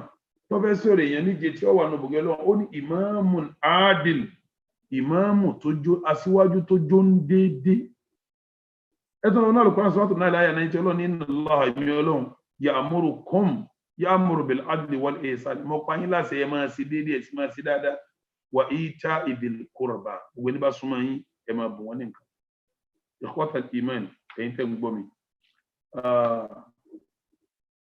ìkan nínú àwọn tí Umaru fi ṣe gómìnà lásìkò rẹ̀ ọwọ́ bá Umaru ó ní ìlú wọn ò tó ìlú wọn ò dáa kí Umaru fún un lówó kó wọn fi tún lù sí Umaru wá ní kọ́ máa lọ wọn kọ lẹ́tà sí nígbà tí Umaru kọ lẹ́tà sí Umaru ní mo gbọ́ ń tọ́ sọ yénu tíra rẹ o ṣùgbọ́n tí mo fẹ́ sọ fún ọ ní pé fahassin madinataka bil adl ìlú rẹ tó ní ọ̀dà lọ́wọ́ fún sí pẹ̀lú kọ́ ọmọ sí dédé wàlákì tó rọ́kà ha mina dhulm fa innahu yọrọ mímọ́ sórí gbogbo àwọn alábòsí ìlú rẹ wọn mójútó wọn kan máa ṣàbòsí mọ́ ó rí pé ìlú rẹ ọ̀dà yóò dìrín gidi ẹ bá wo àwọn ìlú tí wọ́n ń ṣàbòsí ìlú wọn dà gbogbo ọ̀pọ̀lọpọ̀ ìlú láfíríkà mi ta wáyé àbòsí làwọn olórí ibẹ̀ ń ṣe àbòsí làwọn ọmọ yìí ń ṣe kò jẹ́ kí ìlú ọ̀dà ẹ wọ àwọn Amẹ́ríkà Yúróòpù wọ́n ṣe déédéé bí wọ́n ṣe kí ni ìlú dà ìlú mi náà lówó káwọn ìlú mi ṣùgbọ́n déédéé wọ́n ń ṣe ń bẹ̀ ọjọ́ wọn ṣẹ̀mí rọrùn ìlú mi sì lówó nígbà tábòsí wà ń bẹ̀ gbogbo ara mi ọ̀sẹ̀mí rọrùn déédéé ṣe kókó Ọlọ́run sì máa bẹ lẹ́yìn déédéé kódà kó jẹ́ kèfèrí Ọlọ́run máa padà lẹ́yìn alábòsí kódà kó jẹ́ mùsùlùmí Ọlọ́run ní wà á pèsè ẹ̀yin mùsùlùmí tá a bá pé mùsùlùmí gidi ṣe déédéé inna Allaha yuhibbul muqsitin Ọlọ́run fẹ́ràn àwọn onídéédéé ẹni tá a pè ní àìdíl muslim ó di mẹ́rin báyìí nínú ìwà karùn-ún tí ó ní òun là ń pè ní as-sidq òdodo kí là ń pè lódodo òun ni kéèyàn sọ nǹkan bó ti rí bí nǹkan yìí ti rí rè tí ò ní sí rọ́mbẹ̀. Àwọn ẹni Ọlọ́run bá máa ń ròyìn wọn gan, yóò ní wà sadiqina sadiqat, àwọn olùdó lọ́kùnrin olùdó lóbìnrin. Ọlọ́run ní falaw sadaqullaha lakana khayran lahum, báwọn èèyàn bá sòdodo pẹ̀lú òun, oore ní ọjà sí fún wọn, oore ní. Ẹwà Nábì wa Ismail alayhi salatu wassalam, Ọlọ́run ròyìn ẹ̀, kí ló fi ròyìn ẹ̀? Ẹ máa gbọ́n tó fi ròyìn ẹ̀. Ó ní wadhkur fil kitabi Ismaila innahu kana sadiqal wa'di wa kana rasulan nabiyya. Ṣàlàyé fún wọn, ẹran ti Ismaila asọ̀rọ̀ ẹ̀ sínú tírà wa, innahu kana sadiqal wa'di, èèyàn kan tí sòdodo ni, tó bá sọ̀rọ̀ ẹ bà bẹ́ẹ̀, tó bá ṣàdéhùn ẹ bà bẹ́ẹ̀, wa kana rasulan nabiyya, ó tún jà nabi, ó jẹ́ nípa ránṣẹ́. Ànábì wa Muhammad náà hadith tí Abdullah bin Mas'ud gbà wá, ó ní inna as-sidqa, òdodo sí sọ́tà ní kẹ́ máa sọ ẹ̀yin mùsùlùmí yìí, yahdi ila al-birr, yìí fi ní máa lọ bí sẹ́ẹ̀rì, wa inna al-birra, dáadáa sì ní yahdi ila al-janna, yìí máa fi ní máa lọ sí al-janna. Àṣẹ́ni tí ó bá sọ̀rọ̀ òdodo yẹ al-janna, tóró òdodo ní ó lídìí ẹ̀ débi sẹ́ẹ̀rì, ìsẹ́ẹ̀rì ní ó wà lídìí ẹ̀ wọ al-janna. Ikhwatal iman, ẹ jẹ́ á múra sí òdodo. Afáwa àgbà Umar ibn al-Khattab ń sọ fún wa pé ìwọ mùsùlùmí gidi, alayka bis-sidq, òdodo ni ó máa sọ. Wa in qatalaka, kódà kó sọ tákẹ́mi rẹ̀ ọbọ̀, mùsùlùmí gidi ò ní wojú láti sòdodo. Òdodo tí ó bá sọ yọ́ lámálẹ̀ yóò mójú kó mbẹ́ ni o. Kódà wà lè sọ́tọ̀ kan sọ pé pẹ̀lú ń tọ́ sọ yìí kú ní èrè rẹ̀, kò sí láti fílẹ̀ fún mùsùlùmí. Kókúrú kú. Ànábì àmàrà òdìkà, ẹ máa sọ. Wa in ra'aytum anna al-halakata fihi, kódà kẹ́rì píparun bẹ́ẹ̀ bí òdodo ẹ sọ, fa inna fihi an-najah, tẹ́ bá fi lè sọ ẹ bọ̀m̀bì parun. Ẹ bá fi lè sọ òdodo yẹn, ẹ sì bọ̀m̀bì parun yẹn. Àyè irọ́ gangan ni ó ti ọbọ̀ parun. Àmọ́ tó bá lè sọ òdodo, ọbọ̀ nínú ìparun tó rò pé yóò sì ọ yìí. Ikhwatal iman, ẹ lọ lè wo Suratul Baqara àyà 177. Ẹ máa wo ntọ́lọ̀ ń sọ ń bẹ̀ o. Gbogbo sẹ́ẹ̀rì pátá Ọlọ́run wa kó sábẹ́ òdodo, ló fi jásí pé mùsùlùmí gidi yóò máa sọ òdodo. Ọlọ́run ní laysal birra, kì í ṣe dáadáa parí síbi an tuwallu wujuhakum qibala al-mashriqi wal-maghrib, kẹ́ máa kírun sọ́tún sósì, walakinna al-birra, ṣùgbọ́n tá ń pín dáadáa, man amana billah, ọgbọ̀lọ́n gbòdì méní, wal yawmil akhir, ọgbàjẹ́gbẹ̀yìn gbòdì méjì, wal malaika wal malaika gbòdì mẹ́ta, wal kitab, ọgbà àwọn tí Ọlọ́run gbòdì mẹ́rin, wan nabiyyin, ọgbà àwọn nabi gbòdì márùn, wa atal mala ala hubbihi dawil qurba wal yatama wal masakin wabni as-sabil was sanatu liqab. Ó máa fa wọn tó lẹ́tọ̀ọ́ sí, wọ́n máa fún wọn lówó, àwọn fámìlì rẹ̀, àwọn ọmọ òrukàn, àwọn adákẹ́mẹ́ béèrè tára ní, àwọn oníní àjò àtàwọn oníṣùbárà náà, ó di márùn. Wa fi riqab wa aqama as-salah, yóò máa kírun ó di mẹ́fà, wa ata az-zakah, yóò máa yọ zakah ó di méje, wal mufuna bi ahdihim idha ahadu, tó bá ṣe yóò máa déhùn sí ó di mẹ́jọ, was-sabirina fil ba'sa'i wad-dharra'i, yóò máa ní sùúrù ńgbà nira àti gbàdẹ́kù, ó di mẹ́sàn. Ọlọ́run wá ní ulaika alladhina sadaqu, gbogbo ní bá lè ṣe bẹ́ẹ̀ sẹ́yìn olódodo ni. Sẹ́yìn olódodo lágbára. Ìgbà tó lọ́wọ́ oróyìn tó ń ṣe gbogbo sẹ́yìn, ó wá pè ní olódodo. Ló fi jẹ́ pé ń ta pé múmi ní ìwà tó gbọdọ̀ ní lọ́wọ́ òdodo jẹ́ ẹyọ̀kan bí odi márùn. Ìtí ọmọ jẹ́lẹ̀ kẹfà nínú ìwà táwọn retí lọ́tọ̀ àìdí muslim, òun ni al-amana. Tá a bá tọ́jú nǹkan sí ọlọ́wọ́ ká bá bẹ́ẹ̀, tá a bá fọ̀rọ̀ sí ọlọ́dọ̀ ká bá bẹ́ẹ̀, tá a bá fọbìnrin sọ má bá sùn, tí a bá kó sí ọlọ́wọ́ má na, tí a bá rán ọkọ̀ báwọn ara lẹ̀ má fowó kọ́ rẹ̀ rálẹ̀, tí a bá ní ọba àwọn kọ́lé má fi rẹ́ǹtì lẹ́yìn wọn. Àmánà nù ni. Ọlọ́run ní inna aradna al-amanata ala as-samawati wal-ardi wal-jibal, níta ń pè lámánà gbé fún sánmà àti ilẹ̀ àtòkè. Fa abayna an yahmilnaha, wọn kọ̀ láti gbà. Wa hamala al-insan, ọmọ èèyàn tẹ́lísẹ̀, innahu kana zaluman jahula, nígbà ọgbà tán sàbòsí, ó tún fa ìmọ̀ kan síbẹ̀. Ikhwatal iman, munafiki níta fi mọ̀ mẹ́ta ni. Idha hadatha kadhab, tó bá sọ̀rọ̀ yóò parọ́, wa idha wa'ada akhlaf, tó bá sàdéhùn yóò yẹ pàdéhùn. Sẹ́mi kúntùmẹ̀ ní bí kọ́ lámánà, wa idha atumina khana, tí a bá fi nǹkan sọ yóò dalẹ̀. Mùsùlùmí tí a bá fi nǹkan sọ ọgbọ̀dọ̀ dalẹ̀. Èyí ń láti mọ mùsùlùmí tó jẹ́ olódodo. Sẹ́ẹ̀rì tó bá jẹ́ lórí Ọlọ́run ya ayyuhal ladhina amanu, ẹ̀yin tẹ́ jẹ́ mu'mini, la takhunu Allaha, ẹ má dalẹ̀ Ọlọ́run, war rasula, ẹ má dalẹ̀ òjíṣẹ́ Ọlọ́run, wattakhunu amanatikum wa antum ta'lamun, kẹ́ tó máa dalẹ̀ ara yín láàrin ara yín tẹ́sí mọ́ pé ń dalẹ̀ tàbí nínú táàpù mùsùlùmí gidi ò ní máa dalẹ̀ bọ́dá yìí náà èyí tí ọmọ jẹ́lẹ̀ kejì al-hilm sùúrù tí mo fẹ́ sọ ń bí yàtọ̀ sí sùúrù kádàwọ̀ ọba yẹn ṣé rí sùúrù téèyàn ó fi bá àwọn èèyàn lò ní wọ́n ń pè ní hilmu sùúrù téèyàn ó fi mẹ̀ntẹ́ẹ̀nì àdánwò òun ní jẹ́ sọ́bùrù ìyàtọ̀ wà láàrin al-hilmu wà sọ́bùrù sùúrù tó fi bá àwọn èèyàn lò òun ní jẹ́ hilmu sùúrù tó ní nígbà tádánwò bá dé òun ní jẹ́ sọ́bùrù mo fẹ́ sọ̀rọ̀ ti hilmu kí n tó sọ̀rọ̀ sọ́bùrù wọ́n tó jẹ́ mùsùlùmí gbọ́dọ̀ ní hilmu kí là ń pè ní hilmu ìwà tá a fi bá yẹn lò téèyàn bá wo òmùgọ̀ sí ọ tó ń ṣe bígbà tó rí téèyàn bá bú ọ tó ń ṣe bígbà tó gbọ́ téèyàn bá yẹ̀yẹ́ rẹ tó ń ṣe bígbà tó gbọ́ ọkẹ́ ń bá wí èyí ni wọ́n ń pè ní al-hilmu tí mùsùlùmí sì gbọ́dọ̀ ní òun ni kó lè gbébinú mì kó lè mójú kó fáwọn èèyàn kó ṣe sùúrù lórí aburú tí a bá ń ṣe sí ideal mùsùlùmí gidi yóò lè gbébinú mì tí a bá sọ̀rọ̀ sí kò ní bínú yóò lámojú kó tí a bá láti ṣe kò ní gbẹ̀san yóò sì máa ní sùúrù tí a bá bá ló kọjá tí a sáyé dá sí yóò ní sùúrù èyí ò ní jẹ́ ideal mùsùlùmí gidi nù ní wọn là ń pè ní al-hilmu Ànábì wa Muhammad ń sọ fún Ashaj ibn Abdul Qais Ànábì ń sọ fún pé inna fika khuslatayn yuhibbuhum Allah ìwà méjì kan bẹ láàrẹ tọ́lọ́wọ́ bá fẹ́ràn ìwà méjì ń bẹ láàrẹ tọ́lọ́wọ́ bá fẹ́ràn pátá Ànábì ọkà méjì al-hilmu wal anat ó ní sùúrù pẹ̀lú àwọn èèyàn ó ń ṣe sùúrù pẹ̀lú àwọn èèyàn wal anat tó sì farabalẹ̀ Ànábì lọ́lọ́ fẹ́ràn wà méjèèjì káwọn èèyàn bú ọ kan yẹ̀yẹ́ rẹ kan gàn ọ kan gbọ́ ló kọjẹ́ kó o ṣe bígbà tó rí gbogbo ẹ̀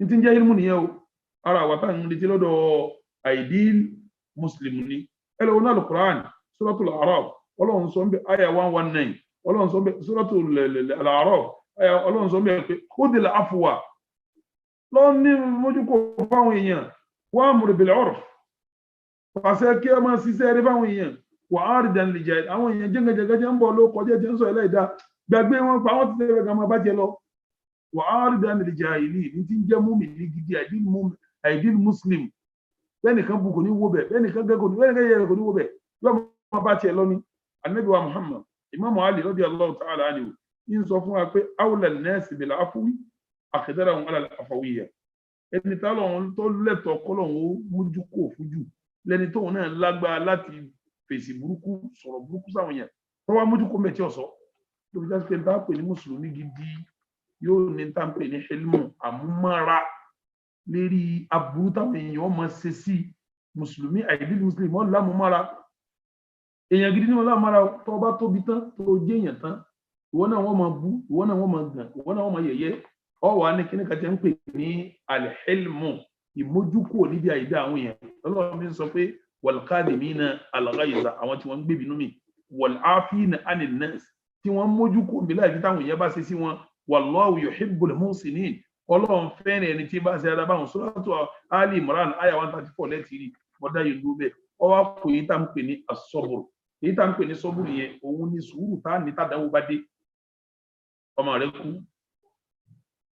mọ́tò rẹ lásìdẹ́ǹtì ilé rẹ jóná sùúrù tó wà nírú bẹ̀rún ní jẹ́ sọ́búrù sọmọ kékeré kí wọ́n bọ́ wọn gàn èyí tó fi bá wọn yẹ̀lò ní jẹ́ hilmu èyí tó fi bá mi wò lò òun ní jẹ́ asọ́bùrù bí kílè rẹ̀ jóná tí mọ́tò rẹ̀ lásìdẹ́ǹtì kọmọ rẹ̀ kú mùsùlùmí èèwà dánwò sọ́dọ̀ ẹnìkan jọ̀dọ̀ ọlọ́run ọba lọ ọlọ́run ti sọ tẹ́lẹ̀ pé lànàbùlù wà nàkún lè ṣe in àwọn ọlọ́run dáyín wò minal khawf áfi bẹ̀rù dáyín wò wàlíjó áfi bí dáyín wò wà naqsin minal amwal á di owó yín kù wal anfus á di ẹ̀mí yín kù wà thamarat àwọn nǹkan tẹ̀ ń kójọ èso kó yín á dínkù ọlọ́run ní wà bashiri sabirina alladhina idha asabathum musibatun qalu àwọn tó ní sùúrù tí wọ́n sọ pé à ńgbà tá dáwọ́ díwá wọn ní inna lillahi àwa náà ọ̀dọ́ ọlọ́run láti wá wa inna ilayhi raji'un ọdún ẹ̀lá padà sí ọlọ́run ní ulaika alayhim salawatun min rabbihim wa rahmah àwọn ilé yìí wọ́n rà ní ọlọ́run torí kí ọlọ́run wà ulaika humul muhtadun mùsùlùmí tó mọ̀nà nù ni ó ló ṣe jẹ́ mùsùlùmí tó mọ̀nà tó wá dé ọdún wa dídá pé ya kìíní ní sí ọ́ o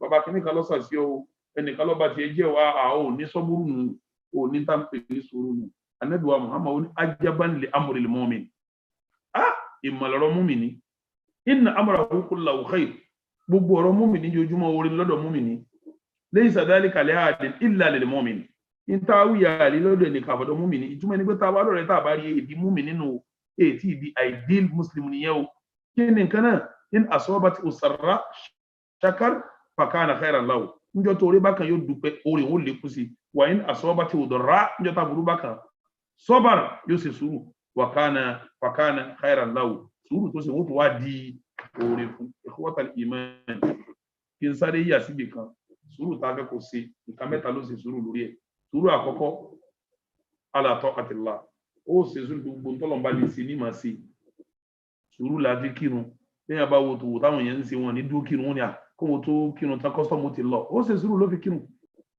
àwọn léwu iṣẹ́ tó ń bá ń kírun ó ṣe sùúrù ló fi kírun wasabru anil ma'siyah ó ṣe sùúrù ló fi ní iṣẹ́ lọ́hùn ẹlòmíín bẹ lọ́fíìsì rẹ̀ obìnrin ọmọ dààmú rẹ̀ sùúrù ló ṣe tó fi ní ṣe sìnà pẹ̀lú ẹ̀ ẹlòmíín bẹ lọ́fíìsì rẹ̀ wọ́n máa fọ rìbá àtọwọ́ bẹ̀tẹ́lẹ̀ bẹ́ńjojúmọ́ sùúrù ló ṣe ló fi nígbà tó bá ṣe sùúrù ó gbowó yẹn bó ṣe sùúrù ó ṣe sìnà yẹn bó ṣe sùúrù ọgbà rìbá ọgbowó bẹ̀tẹ́lẹ̀ sùúrù ló ṣe tó fi nígbà àìdíl muslim ó ṣe sùúrù bẹ́ẹ̀ ni sùúrù kẹta wá ní kó ṣe sùúrù lórí gbogbo àdánwò tí ń bá ń kàn ọ́ ṣe sùúrù kó fi tẹ̀lé tọ́lọ́ ṣe sùúrù kó bí ẹsẹ̀ wá ṣe sùúrù lórí àdánwò tó bá kàn bí ẹ sọ fún ọ dáadáa Ànábì wa Muhammad ó ní má yusibul muslim kò ní kan mùsùlùmí min nasabin wala wasabin wala hammin wala hazanin wala adha wala ghammi ìbànújẹ́ ò ní bá ìrònú ò ní bá wàhálà ò ní bá àdánwò ò ní kan nǹkan ò ní bọ́ fún kódà kẹ́gùn ogun lẹ́sẹ̀ illa kaffara Allahu biha min khatayahu àbí kọ́lọ́wọ́ bá kó fi pa ẹ̀ṣẹ̀ rẹ̀ kó fi parẹ́ sórí sùúrù tó ṣe tó bá dijọ́ àlùkìyámà wọ́n máa kí ọ báyìí wọ́n máa yan sùúrù tó fi sin lọ́hùn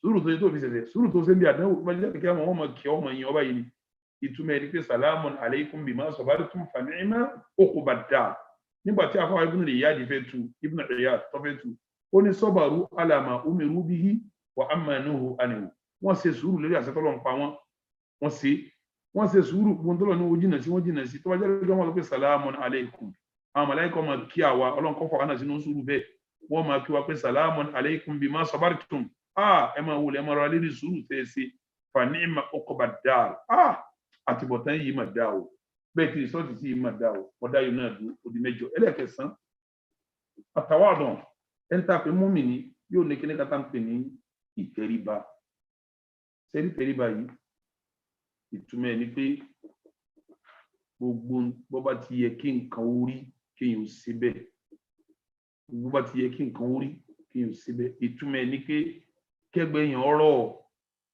kọ́míkì lè súnmọ́ ọ kágbàlagbà lè súnmọ́ ọ kí wọ́n máa wọ́ lókè bíi sánmà kọ́ wá sọ̀rọ̀ ẹ̀ kalẹ̀ fáwọn èèyàn ká máa pẹ́ à yìí mọ̀ kó simple báyìí yìí mọ̀ pé nìyí rọrùn báyìí yìí mọ̀ pé nìyí dùn súnmọ́ báyìí ọlọ́run fi sọ fún àná pé waqfid janahaka lil mu'minin ìyẹ́ rẹ̀ lẹ̀ fún mùmínì ìtumọ̀ ẹ̀ ni pé fìtẹ́ríba bá wọn lò kọ́ sọ̀rọ̀ ẹ̀ kalẹ̀ tó o bá lówó ọ̀gbọ́dọ̀ jọrọ ẹ lójú bó o lókìkí ọ̀gbọ́dọ̀ jọrọ ẹ lójú bó jábì ọgbọ́dọ̀ jọrọ ẹ lójú bó wà lédè ipò gíga ọgbọ́dọ̀ jọrọ ẹ lójú múmìnì ìjọrọ ẹ lójú múmìnì ó sọ̀rọ̀ ẹ kalẹ̀ pẹ̀lú orí bọ́lá wọn bá sọ ọkọ lásìkò òun nítorí kò tó ńlá àrísàbù gọ́vnà ní ọ tọ́pa kírun àárín àwọn èèyàn náà ló ṣe kíni ló ti tó wọn ní sọ pé ẹ fàyè gọ́vnà rẹ lọ́tọ̀ olówó ní ọ tọ́ba tó ẹ tó pẹ̀lú àwọn tálíkà bí irun náà ní tọ́ba dájì náà ẹjọ́ máa ṣe sàfẹ́ ẹjọ́ máa ṣe mẹ́rùwà ní ẹjọ́ máa sàràfà ní ọmọ kọ́lọ́ wọn bá sọ ọkalẹ̀ nu kọ́lọ́ wọn tó wá sọ ọkalẹ̀ níbi ìbádà báwọn níbi ìwà tí wọn náà mọ òkú wọn náà sọ ara rẹ̀ kalẹ̀ ní jẹ́ ìtẹríba ní jẹ́ tẹríba ní jẹ́ tẹríba Ànábì wa Muhammad àwọn ẹrú gan lóbìnrin wọn máa bá Ànábì sọ̀rọ̀ wọn tún máa fọwọ́ kàn Ànábì lọ́wọ́ báyìí ẹni tí gbìyànjú sí Ànábì wọn tún máa bá sọ̀rọ̀ wọn tún máa fọwọ́ kàn wọn tún máa sí gbogbo Ànábì ò sì ní bínú Ànábì ò ní tí wọn rò wọn ní bínú yóò máa lọ́ntì ẹni àwọn ẹni rẹ̀ ọlọ́ni tilka darul akhirah alkiyama yẹn نجعلها للذين لا يريدون علوا في الارض ولا فسادا القيامه الجنه واتوجو كالي àwọn wala toju e fún الذين لا يريدون علوا في الارض àwọn tí wọ́n gbéra ga lérí ilẹ̀ ولا فسادا tí wọ́n ṣe bàjẹ́ والعاقبه للمتقين القيامه sì ni àwọn tó wá bẹ̀rù Ọlọ́run ni yóò ní ikhwatal iman ìjáni tẹríba pẹ̀lú àwọn èèyàn níbi ọ̀rọ̀ níbi ìrìn níbi ìṣesí níbi Islam ti gbọ́ ìtẹríba yìí ó di mẹ́sàn-án ìjọ ọmọ jẹ́lẹ̀ kẹwàá kìtìmánu sir ẹni tá a pè ní ideal muslim mùsùlùmí gidi yóò máa pàṣírí mọ́ kò ní jẹ́ni tá a sọ̀rọ̀ fún tí ó sọ fẹ́ lómi ẹni tí ó bá lè sọ secret kó lè pa àṣírí mọ́ kì í ṣe ideal muslim tí wọ́n bá sọ̀rọ̀ fún ọ láti sọ fẹ́ lómi Ànábì wa Muhammad àdìsí àwọn kan pọ̀lẹ̀ àwọn kan pè ọ̀lẹ Ànábì ní ista'inu ala al-hajati bil kitman.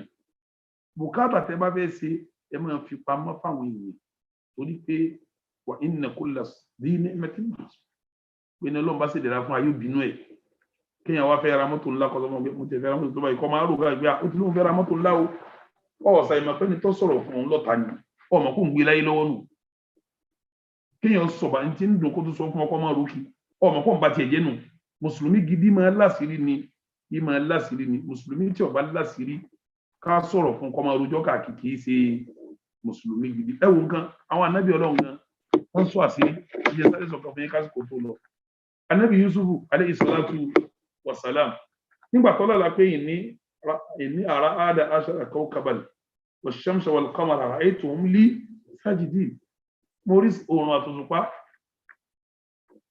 wọ́n bẹ̀rẹ̀ balẹ̀ fún mi kí ni bàbá rẹ̀ rí fún ó ní la taqsus ru'yaka ala ikhwatika fayakidu laka kaida alátọ́lá yìí má sọ fáwọn yòókù rẹ̀ o kí a má lọ dètè sí ọ torí pé inna shaytana ní insani aduwwun ṣètánì ní fọ́mọ èèyàn ọ̀tá ńlá ni ó nígbà tí ànábì Yakub tí ń kìlọ̀ fún Yusuf pé kó má sọ̀rọ̀ fáwọn ọmọ ìyá rẹ̀ sàmì gbọ́n pé tó bá sọ fún wọn wọ́n bá tiẹ̀ jẹ́ ni èèyàn wá sọ̀rọ̀ fún wọn ìwọ ń lọ rò fẹ́ lómi sọ́fẹ́ bá tiẹ̀ jẹ́ ni bó bá ti róore ìwọ ni ó sọ fún bórí tó dùn ìwọ ni ó sọ fún bí bá ti ń sọ fún ìwọ náà lọ sọ fẹ́ lómi ọmọ pé èèyàn bú ni ọ mùsùlùmí gidi èèyàn bú báwọn tí a bá fà sí mùsùlùmí gidi lọ yóò ṣe kí ni yóò tọ́jú ẹ̀ ànábì Yakubu kan kìlọ̀ fún Yusuf pé la taqsus ru'yaka ala ikhwatika torí tí a bá ti sọ̀rọ̀ fún yàn ìyẹn tọ́jú ọ̀rọ̀ ni torí tó bá lọ sọ fún wọn fayakidu laka kaida wọ́n bá tiẹ̀ jẹ́ ìwọ tí wọ́n fọ̀rọ̀ sí lọ́wọ́ tó lọ sọ fẹ́ lómi ẹni tó sọ ọ̀rọ̀ fún ọ fẹ́ bá tiẹ̀ jẹ́ nù èyí mùsùlùmí gidi ń bá tèèyàn jẹ́ bí ọ̀rọ̀ bí máa fi àṣírí pamọ́ ni lọ́wọ́ suratu Yusuf èyí wọn bẹ èyí tí wọ́n jẹ́ lẹ́kọ̀ọ̀kanlá tó ti pé bẹ́ẹ̀ ni á dúró sí lónìí pẹ̀lú ògo Ọlọ́run ẹni a bá pè ní ideal muslim kò ní máa ronú fún rẹ̀ kó máa dá nǹkan sí yóò máa gba màrán ideal muslim ó máa gba màrán ní ẹgbọ́n tó lọ́n sọ fún anábì wa Muhammad ọlọ́run sọ fún anábì pé wàṣà wírí hún àmọ̀ tó bá fẹ́ sí nǹkan máa bá wọn sàábí dámọ̀ràn làákàyè yóò kan ẹ̀rọ sí làákàyè méjì ọ̀tún sí làákàyè mẹ́wàá ẹ wo Nàìjíríà ilé ìgbìmọ̀ asòfin wà màrán ni wọ́n ń dá bẹ́ẹ̀ ti federal wà èyí tó jẹ́ ìtọ́ga wà ẹ̀ ń pè sẹ́nitọ̀ èyí tó kéré wà ẹ̀ ń pè ní rẹ́bù àti rẹ́pù àti sẹ́nitọ̀ mọ̀nà náà wọ́n ń dá gbogbo stéètì kọ̀ọ̀kan náà nílé ìgbìmọ̀ asòfin mọ̀nà ni wọ́n ń dá mùsùlùmí gidi ìdá mọ̀nà ni níjọ́ tà náà bí fẹ́ ja ogun wúdù ọgbà àwọn làwọn sábẹ́ níjọ́ tí ó ja ogun azabu wọ́n jọ ṣe mọ̀nà ni níjọ́ ogun andaki wọ́n jọ ṣe mọ̀nà ni níjọ́ Hudaybiya ọgbà àwọn ọ̀dọ́ ìyàwó rẹ̀ ta ni wọ́n tó ní máa gbà mọ̀nà mùsùlùmí gidi máa gbà mọ̀nà ni bẹ́ẹ̀ ọba máa gbà mọ̀nà yóò sì ṣe Abu Hurairah radiyallahu ta'ala anhu ó ní ma ra'aytu ahadan ní ọ̀rẹ́ nìkan akthara mashuratan tí máa gbà mọ̀nà jù bí asahabi Rasulullah mìíràn tí ó sọ pé àwọn sàábì ànábì ní gbà mọ̀nà jù ànábì náà sì máa gbà mọ̀nà lọ́wọ́ wọn ní ọwọ́ àmọ́ ibi tí wọ́n ti tẹ̀ tó máa gba ìmọ̀ràn ẹni tá bá pè ní àìdí ní mùsùlùmí yóò jẹ́ ní tí ó máa gbà mọ̀nà àwọn nǹkan tí mo kà á lẹ̀ méjì tàkọ́kọ́ àti mọ́kànlá ti gbẹ̀yìn méjì tá bá pa méjì papọ̀ yóò máa jẹ́ 18 òun ní jẹ́ ìtàfimẹ́ni tá ń pè ní ideal muslim obìnrin àwọn ọba àdìkẹ ọ̀rọ̀ tá a sọ yìí Ọlọ́run kó gbà ní ìbádà fún wa aqulu ma tasma'un Allahumma ij'alni wa iyyakum mimman yastami'u al-qawla fayattabi'u ahsana Ọlọ́run kó fi mi àtẹ̀yìn sínú ẹni tí ó gbọ́rọ̀ tí ó tẹ̀lé tó bá dájú ń bẹ̀ aqulu qawli hadha wa astaghfirullah li wa lakum wa lisa'iril muslimin min kulli dhanbin fastaghfiruhu innahu huwal ghafurur rahim wassalamu alaykum wa rahmatullahi wa barakatuh. وعليكم السلام ورحمة الله وبركاته. الحمد لله على كل حال. A dúpẹ́ fún Ọlọ́run Ọba tí ó ṣe ní ọ̀rùn fún àwọn àfáà wa, àwọn sheikh wa, Sheikh Abdulmajid Imran Eleha láti ṣe àgbékalẹ̀ àwọn ọ̀rọ̀ yìí. Abẹ́lọ́run Ọba tí ó ti sọ yín di ẹni ńlá kọ́lọ́run má jayé kulẹ̀. Èyí tí a gbọ́ yìí náà kọ́lọ́run jẹ́ kí ó ṣe wá ní àǹfààní láyé bí àti ọjọ́ ìgbéde alkiyama. Gẹ́gẹ́ bí ìrántí lẹ́ẹ̀kan sí, a rọ̀ wá gbogbo àwa tá a bá ní ìbéèrè àbí a ní àwọn ọ̀rọ̀ tí a fẹ́ sọ kí a lo àyè tí ó wà nílẹ̀ láti fi kọ àwọn àkọsílẹ̀ wa àbí kí a náwó nígbà tí a bá bẹ̀rẹ̀ sí pè wá láti béèrè ìbéèrè. Nítorí àsìkò, a kọ́kọ́ lọ sí ibi ọ̀dọ̀ àwọn tí wọ́n ṣe agbátẹrù tí wọ́n kún wa lọ́wọ́ lórí ètò yìí síwájú kí a tó gba ìbéèrè.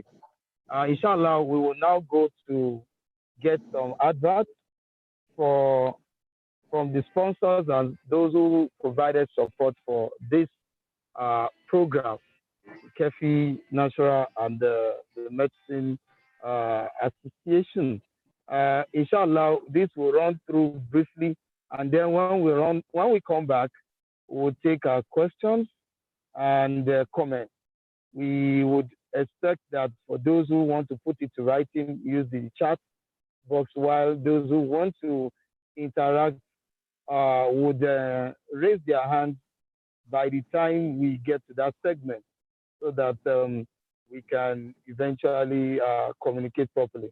So right now, inshallah, we'll go for a break with the advert. Bismillah.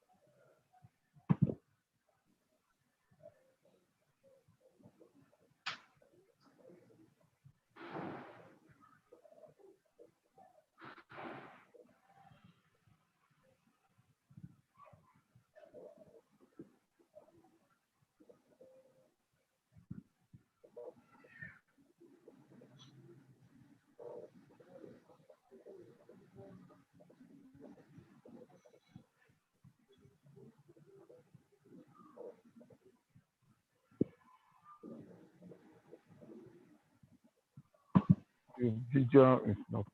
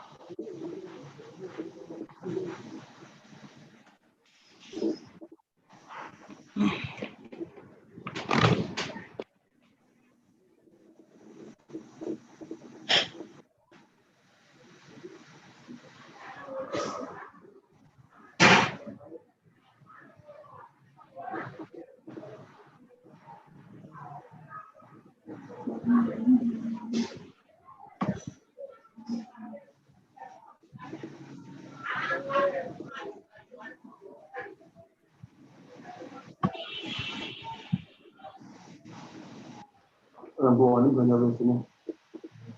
Lábọ́ mi gbé sílẹ̀ ojú ń tọrọ yọ̀ǹda bí? Ó ń gbé sílẹ̀ ojú ń tọrọ yọ̀ǹda. Assalamu alaikum warahmatullahi wabarakatuh. Wa alaikum salam wa rahmatullahi wa barakatuh. Ó dàbí ẹni pé kò sí béèrè. Wa alaikum salam wa rahmatullahi wa barakatuh. Mi ò gbọ́ nǹkan láti pé kò sí béèrè. Naam. Ní ẹ̀fẹ́ sí kẹ́ yọ̀ǹda yìí. Mashallah. Àti mo rí pé kò sí béèrè. Pẹ̀lú gọ́ọ̀lọ́ láàárín ìṣẹ́jú mélòó a gba ìbéèrè kí a jù kí ẹ tó máa lọ sà fún wa ní ìṣẹ́jú méjì. Inshallah, by virtue of the challenge that the advert presentation is having, we would inshallah give another segment to recall the advert once again. But because of time, I'll crave our indulgence with the permission of the back-end officers to go straight to question and answers so that our guest lecturer can have his leave. Láì ní gbàrà wa lásìkò, a fún aláǹfààní láti sáré gba àwọn ìbéèrè tí ó bá wà ní ìṣẹ́jú kan sí kejì tí àwọn àfáà wa lè láǹfààní láti máa lọ. A rọ àwọn àfáà wa ní ìṣẹ́jú méjì láì ní gbàrà lásìkò á lọ sí orí ìbéèrè.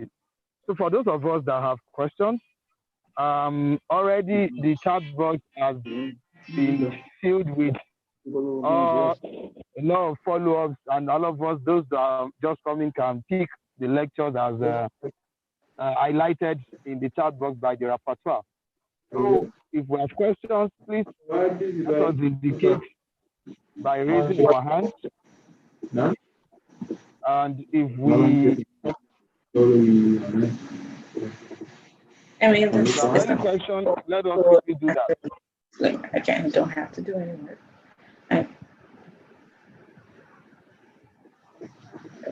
Do we have any questions? I cannot see any question right now on the chat box. If we want to audio or voice our question, let's signify, please, by raising our hand.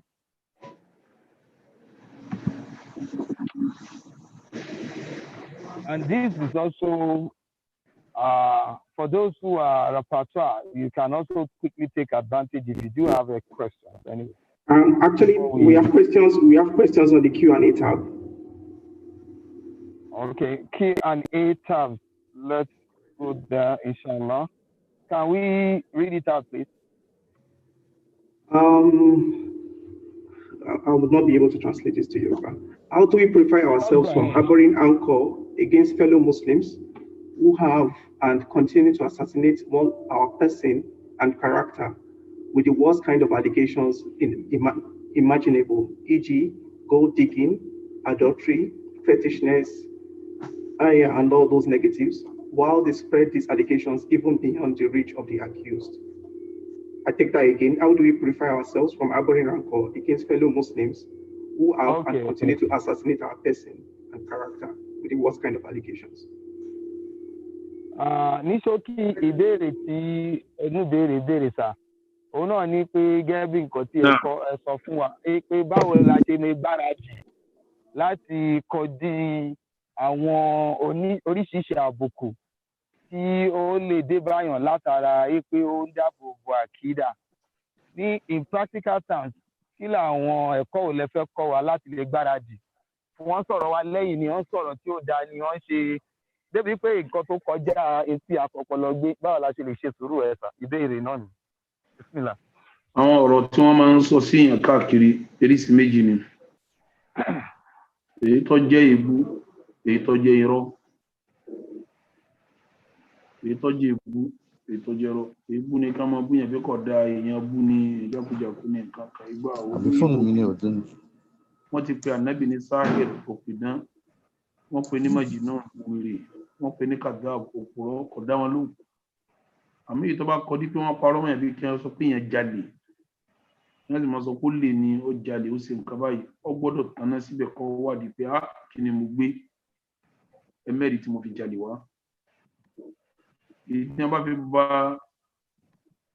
tí wọ́n fi ba ọmọlúwàbí jẹ́ báwọn tí ó implicate èèyàn lọ́jọ́ iwájú èèyàn gbọ́dọ̀ ṣiṣẹ́ lórí ẹ̀ pé ní sólè ní ọ̀jalè ní olú jìbìtì ní ọ̀jalè èèyàn ó ké sí ìjọba ó ní lágbájá pè mí lólè ó sì ní mo gbé nǹkan báyìí ẹ bá ń bí ibi tó ti rí tí mo ti gbé irú eléyìí kò sáburú mbẹnu ṣẹ̀ríà èèyàn dáàbò bo ọmọlúwàbí àti ọlá rẹ̀ àtọlá àwọn ọmọ rẹ̀ ni àmọ́ ká máa pé ìrè ò pé ọyá wèrè nǹkan kan ó sì dédé kí wọ́n pàdé mẹ́bí ní kàdá wọ́n pè ní majinun kí wọ́n pè ní sáré gbogbo eléyìí wọn nítumọ̀ gbogbo ànábì ọlọ́run àwọn ọmọ bú ọmọ síbẹ̀ fún kọ́lá àwọn àdá ànábì mi àmì ìjọba bá pèèyàn lólè ni wọ́n ló jí nǹkan kan kí ní kàdá àti ẹgbẹ́ náà lẹ́kọ̀ọ́ jáde tó tọ́ ìyẹn gbọ́dọ̀ kí síjọba kó bá wọn ṣèwádìí lọ́dọ̀ wọn jù bẹ́ẹ̀ lọ. síwájú sí oníbèrè béèrè pé ṣé visa lottery ṣé ìgbàláyé wà fún nínú Islam ẹni yẹn wá mú àpẹẹrẹ wá ń pé anabisa Islam tó bá fẹ́ jáde á ní kí àwọn ìyàwó kí wọ́n mú ìkànnì àwọn báàgì yìí tó bá mú ìtí ó kọ̀ọ̀kan sí ni ó máa tẹ̀lé ànábì jáde pé ṣé irú ẹ̀ lèèyàn lè sọ pé torí pé ànábì ṣe irú ẹ̀ kéèyàn sọ pé èèyàn máa ṣe visa lottery. Gbólóhùn visa lottery ó kó tọ́pọ̀ sínú èyí tẹ́ béèrè yẹn Kùránì yẹn kánábì di ó kọ kó mú kan Kùránì wọ́n ń pè yóò visa lottery mi mọ̀ bí wọ́n ti ń yanjú ẹ̀ tó bá dá Amẹ́ríkà tó bá dúró tí wọ́n ti ń ṣe débi tí lè ṣe fatiwa lórí ẹ̀ tí wọ́n bá mọ̀nà tí wọ́n ń gbé gbà tó ṣe pọ́nà tí ànábì gbé kúrẹ́ àgbà bá ní a sọ pọ́tọ́ tọ́ra ànábì náà ń ṣe kúrà àmọ́ káwọn míì tí wọ́n máa ń gbé gbà ń bẹ tá a mọ̀ a lè pàṣẹ fatiwa lórí ẹ̀ èèyàn kì í pàṣẹ fatiwa níbi tí ọba kílẹ̀ àṣìyàn torí kéèyàn máa ń nà mùsùlùmí bó ti jẹ́ nìyẹn. Jazakallah khair. Next question. Okay, oníbèrè tó béèrè pé ṣé èèyàn lè ṣe gàrántọ̀ fún èèyàn tó fẹ́ lọ yáwó ní pé kí ni kéèyàn ṣe. Kò sí láìpí tó bá jẹ́ mùsùlùmí tẹ́ ẹ fọkàn tán ẹ lè dúró fún tẹ́ ẹ bá fọkàn tán tẹ́ ẹ dẹ̀ mọ̀ dáadáa rẹ̀ tẹ́ ẹ mẹ̀sìn rẹ̀ tẹ́ ẹ mọ̀ wá rẹ̀ lè dúró fún àmọ́ dáadáa rẹ̀ ẹ̀sìn rẹ̀ ìwà rẹ̀ tí ó bá kílẹ̀ sí ẹ má dúró fún. Ó fẹ́ yáwó èlé ni o. Tó bá jẹ́ pé owó èlé ni. Owó èlé lẹ pé. Tó bá jẹ́ pé owó èlé ni. Owó èlé ni àbówó lásán. Ènìyàn kọ́ síbẹ̀ bóyá owó látò pọ̀. Báyọ̀ kówó èlé ni ẹ má jọ òun gan ya débi tẹ́ dúró fún ẹ sì wá sí fún kọ́mọ ya débi tẹ́ dúró fún tọ́ ẹ kówó èlé bá ní ẹ sì wá sí fún kọ́mọ ya débi kẹ́ dúró fún kọ̀ sọ̀rọ̀ ń bẹ̀ wá sílẹ̀ wá sí fún náà kọ́mọ yàwó èlé náà. Next question, please. Oníbèrè yìí béèrè pé tí èèyàn bá ka ìyàwó àbí ọkọ rẹ̀ mọ́ ibi tó ti ń ṣe ṣìnà ní pé ṣé ó jẹ́ kí ó sọ fún ọ̀rẹ́ àbí kó dákẹ́ lórí ẹ̀. Kò yé mi ẹ tún béèrè. Mo ní béèrè pé tí èèyàn bá ka ìyàwó àbí ọkọ rẹ̀ tó ṣe ṣìnà. Ìyàwó àti kíni? Ìyàwó àbí ọkọ ọ̀rẹ́. Ṣé ìyàwó téèyàn fẹ́ sílé? Kí oníbèrè béèrè pé kí téèyàn bá ká ìyàwó àbí ọkọ ọ̀rẹ́ torí oníbèrè yóò sọ báyà ọkùnrin bóyá obìnrin ni tó bá jẹ́ pé ọkọ àbí ìyàwó ọ̀rẹ́ tó ń ṣe ṣìnà ṣé ó ní ẹ̀tọ́ láti lọ sọ fún ọ̀rẹ́ ẹ̀ pé mo rí ọkọ ẹ̀ àbí mo rí ìyàwó ẹ̀ níbi ṣìnà àbí kó dákẹ́ lórí ẹ̀. Yóò ṣe wáàsí fún wọn ni kò gbọdọ̀ sọ jáde yóò ṣe wáàsí fún wọn ni torí tó bá sọ tí ó bá ní ẹlẹ́rìí mẹ́ta kóhun náà á nà lẹ́gba 18. Next question. Ẹ̀rí lórí ẹ̀ àwọn kan máa ṣèṣe náà ní Mẹ̀dínà jọ̀njọ̀n ẹnìkan á lọ bá wọn mọ̀rọ̀ ó lọ sọ fún páwọn lágbájá àti lágbájá máa lọ ṣèṣe náà ní ẹ̀yìn ẹ̀wọ̀n pé wọ́n máa fẹ́ǹsì yìí kàdún jọ̀njọ̀n tí wọ́n ń pè ní odi ni Yorùbá máa ń pè odi ìlú wọ́n bọ́ sẹ́yìn fẹ́ǹsì ìlú yẹn wọ́n máa lọ ṣèṣe náà ẹnìkan sọ fún mọ̀rọ̀ wá lọ ká wọn mọ́ nígbà tí mọ̀rọ̀ ká wọn mọ́ ó ti ráwọn náà nù bí wọ́n náà bá sọ ọ̀ lẹ́lẹ́rìí wọn náà lẹ́gbàá 80 mo sì nígbèrí rẹ̀ jẹ́ mọ̀rọ̀ sí wá sí fún wọn lọ́pọ̀ yìí dà ó ti jẹ́ nù èyí sọ pé tó bá rí yóò ṣe wá sí fún wọn yóò mójú kó ni àwọn tí ń ṣe ìbàjẹ́ yẹn ṣe wá sí fún wọn ẹ sì dẹ́rù ọlọ́mọba wọn ẹ mójú kó ẹ gbọ́dọ̀ túnà sí yẹn torí pé ẹlẹ́rìí ò pé náà. Oníbèrè ìbéèrè pé kí ni kéèyàn ṣe fún àwọn òbí ẹ̀ tó jẹ́ pé wọ́n ń bínú sí pé wọ́n ṣe súnà pé kò dọ̀bálẹ̀ kò ṣe àwọn bídíà inú àwọn òbí ọ̀dùn. Gbogbo dáadáa yìí lẹ́ẹ̀mà sí fún wọn àwọn òbí yẹn wọ̀ yín jẹ́ àdáka aláǹtúṣíríkà bí máa lẹ́sẹ̀ alákàbí ilé fàlátù tí wọ́n wà sọ́hìbù wọn fi dúnìyà màrúfà gbogbo dáadáa yìí ẹ̀ máa sí fún ẹ̀ máa bá wọn fọṣọ ẹ̀ máa rèso fún wọn wọ́n máa jẹun ẹ̀ máa tún lé wọn sí ẹ̀ máa gbálẹ̀ lé wọn ẹ̀ máa sí gbogbo ẹ̀ Bẹ́ẹ̀ bá lówó ẹ kọ́lé fún wọn, ẹ ra mọ́tò fún wọn, ẹ gbọ́ ọmọdọ̀ fún wọn, gbogbo dáadáa yí pátá lẹ́mọ̀ sí, ẹ sì máa ṣe wá sí fún wọn kí wọ́n gbà Islam jù bẹ́ẹ̀ lọ. Wọ́n ní èèyàn tí ó bá yàn pín ogún ní pé ṣé máa ń sanwó fún rẹ̀ bẹ́ẹ̀. Mi ì gbọ́ dáadáa. Èèyàn tó bá wọn pín ogún ṣé wọ́n máa ń sanwó fún. Báwo wọn lè fún, báwo wọn lè mọ̀ fún. Ní ìparí, báwo wọn lè mọ̀ fún ní nǹkan kọ̀ sọ́nà yẹn tiẹ̀ tó fẹ́ gbà ń bẹ̀. Ogún pín ọ̀rọ̀ yẹn Ọlọ́run ni. Naam. Ní ìparí sà, oníbèrè yìí béèrè pé kí ni ipò tí ó jẹ́ kí Mùsùlùmí kópa nínú ìfẹ̀hónúhàn protest. Tó bá jẹ́ pé wọn máa lẹ́gi, wọn máa lẹ́kù, wọn máa pààyàn. So ìpọ́nà yẹn la lè fi gbà bá ìjọba sọ̀rọ̀ tí wọ́n fi gbọ́n táwọn wí. Kò sí láìpẹ́ àwọn tó yẹ kí wọ́n bá ń lẹ́gi, wọ́n ń pààyàn, wọ́n sì ń gangan Ìsìlámù ṣe yún lé wọ̀ fún ẹnikẹ́ni. Naam. Ìbéèrè parí nìyẹn. A dúpẹ́ fún Ọlọ́run ọba tí ó fún wa láǹfààní débi tí a bá dé. A dẹ̀ dúpẹ́ lọ́pọ̀lọpọ̀ fún àwọn àfáà wa gẹ́gẹ́ bí àwọn ìgbìyànjú wọn láti tọ́ wa sọ́nà abẹ́lọ́run ọba tí ó ti fi yín mọ̀nà kọ́lọ́run má ṣe yín lọ́nà. Àwọn ìgbìyànjú tí ẹ̀yin ṣe lọ́tùn lósì kí a tọrọ lọ́dọ̀ Ọlọ́run kí wọ́n ṣàìká ní ìbádà kí a ti ní jọ̀gbẹ́dẹ̀ àti àwọn ibi tó lérè. At this point, inshallah, by virtue of time, we would have to let go our sheikh because of his other engagement, and then we would continue our program.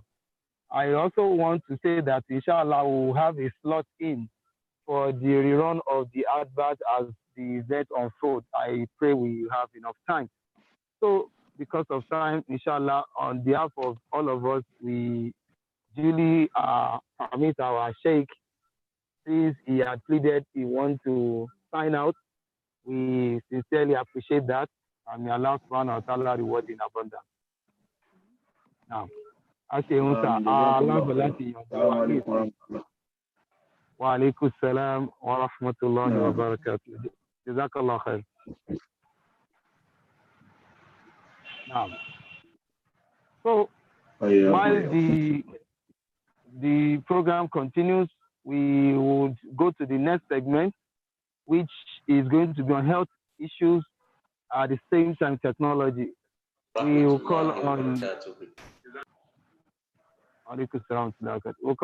Dr. Shafia to lead us in this segment of health talk. I believe she is online, and inshallah you have the floor. Bismillah.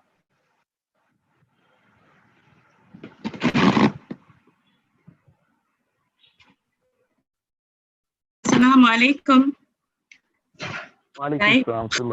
Okay, you can hear me? Please go ahead, okay. You can hear you. You have the floor. All right. So, assalamu alaikum wa rahmatullah. My name is Dr. Shafia Al-Assisi, and I'm going to be presenting a topic on postpartum problems. That's problems that women face after delivery. I want to encourage even the men to listen carefully, because sometimes they get worried for things that are just normal post-delivery. So I'm going to be sharing my slides now. Okay.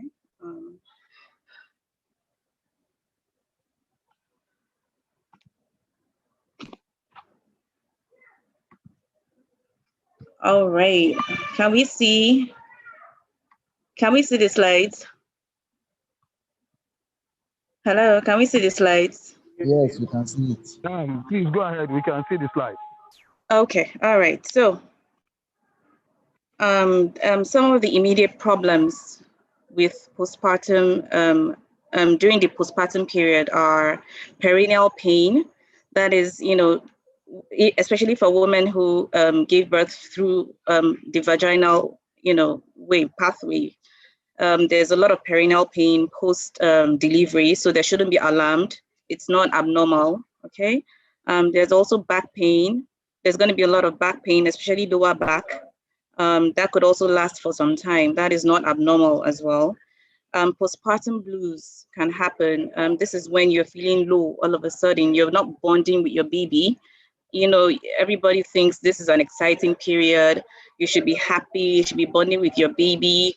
But you find yourself overwhelmed with, everything that is going on. You're not really bonding, you're stressed out of proportion, that is postpartum blues, and it's pretty common in a lot of women. It's not abnormal. It's not that they're being ungrateful. It's just the stress. So it's not something out of the ordinary as well. Okay. Then you can have a lot of blood pressure elevation issues, post delivery, you have to feed the baby. You're not sleeping adequately. Apart from that, even the hormones, there's a lot of BP elevation, hormonal. So I just advise that a lot of women should go for the first week post-delivery checkup. A lot of hospitals ask you to come back, but a lot of women don't. So just go so they can check your blood pressure, make sure everything is okay. If it's high, there's some medications they can give you, so it doesn't get out of hand. Okay, so uterine contractions, that's another thing. A lot of women come to the hospital and like, oh, doctor, my tummy, I feel like something is, it's normal. It's not outside the ordinary, especially when you're breastfeeding. There's a pathway that when you're breastfeeding, your uterus just tends to contract as if you're having contractions pre-delivery as well. That is not abnormal. Okay, it's not outside the ordinary. And so swelling, painful breasts, especially the immediate period post-delivery, the baby, so they're not very familiar with sucking yet. So the moms are always complaining of, oh, painful, swollen breasts, my baby is not sucking well yet, and all those things. These are things that are not outside the ordinary. So it's better to get, the breast pumps early. Some women don't get it early. So just have it early in case baby is not sucking as, the output is not equivalent to the input, so to speak, right? So just express out so you can feel better, and then you don't develop a mastitis, which is inflammation of the breast ducts, which is painful. That one comes with fever. All right, so get a breast pump so you don't suffer the painful breast. Okay, so we go to later some of the problems that women face later, which is not abnormal. Constipation, very common. A lot of women come back to the hospital. Oh, I can't poo. I'm finding it very difficult to poo, especially those who give birth via the vaginal pathway as well. Those ones too. Yeah. So, especially those who give birth via the vaginal pathway, there's a lot of constipation complaints. Just drink lots of water, try and eat vegetables, fruits, you'll be fine at the end of the day. And then also a lot of women, especially for those who have given birth like once, twice, more than twice, thrice, 4 times, they should also check for any kind of growth around their anal region. Okay, maybe hemorrhoids that is causing the constipation. And so, they should go back to the hospital, get it checked, their medications they can use for that, just in case your water and fruits and vegetables are not working, okay? So bleeding intermittently per vagina, normally post-delivery, both CS and vaginal, there's some bleeding that comes out, right? But, some women are confused. Sometimes it stops after 2 weeks, then it comes back again, then it stops, then it comes back again. It's not something to be worried about. As far as it's within your postpartum period. And besides, postpartum period we have 3 different parts of postpartum period.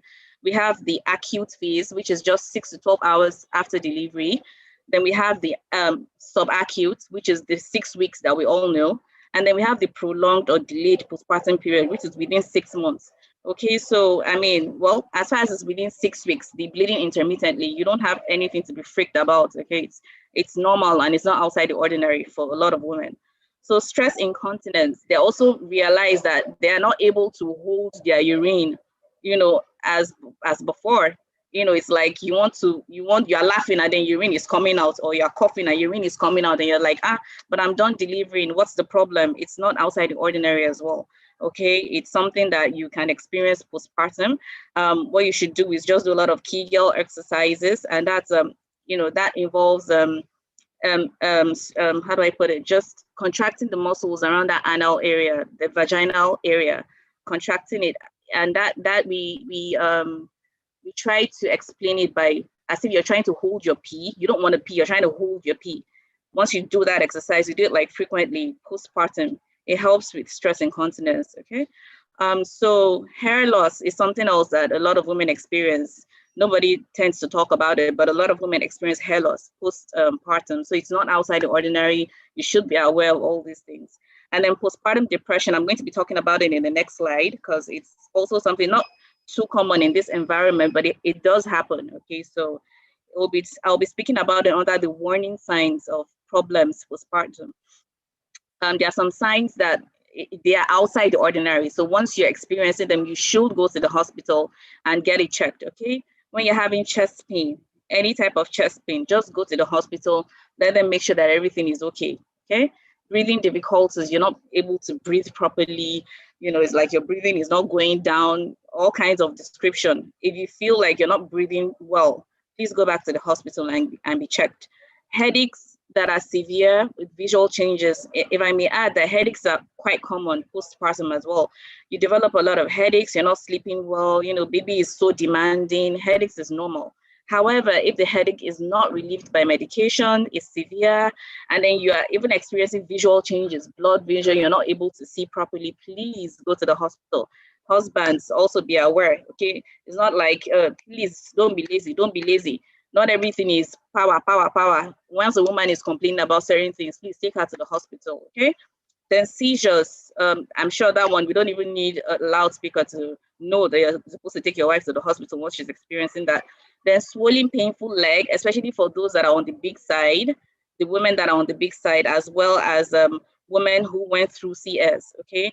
If you're experiencing any swollen, painful leg at all, please go back to the hospital. Feeling low with evil thoughts. This is a part I'm going to be speaking about postpartum depression. Earlier I spoke about postpartum blues. This is when you're feeling low, you're not really happy at the moment.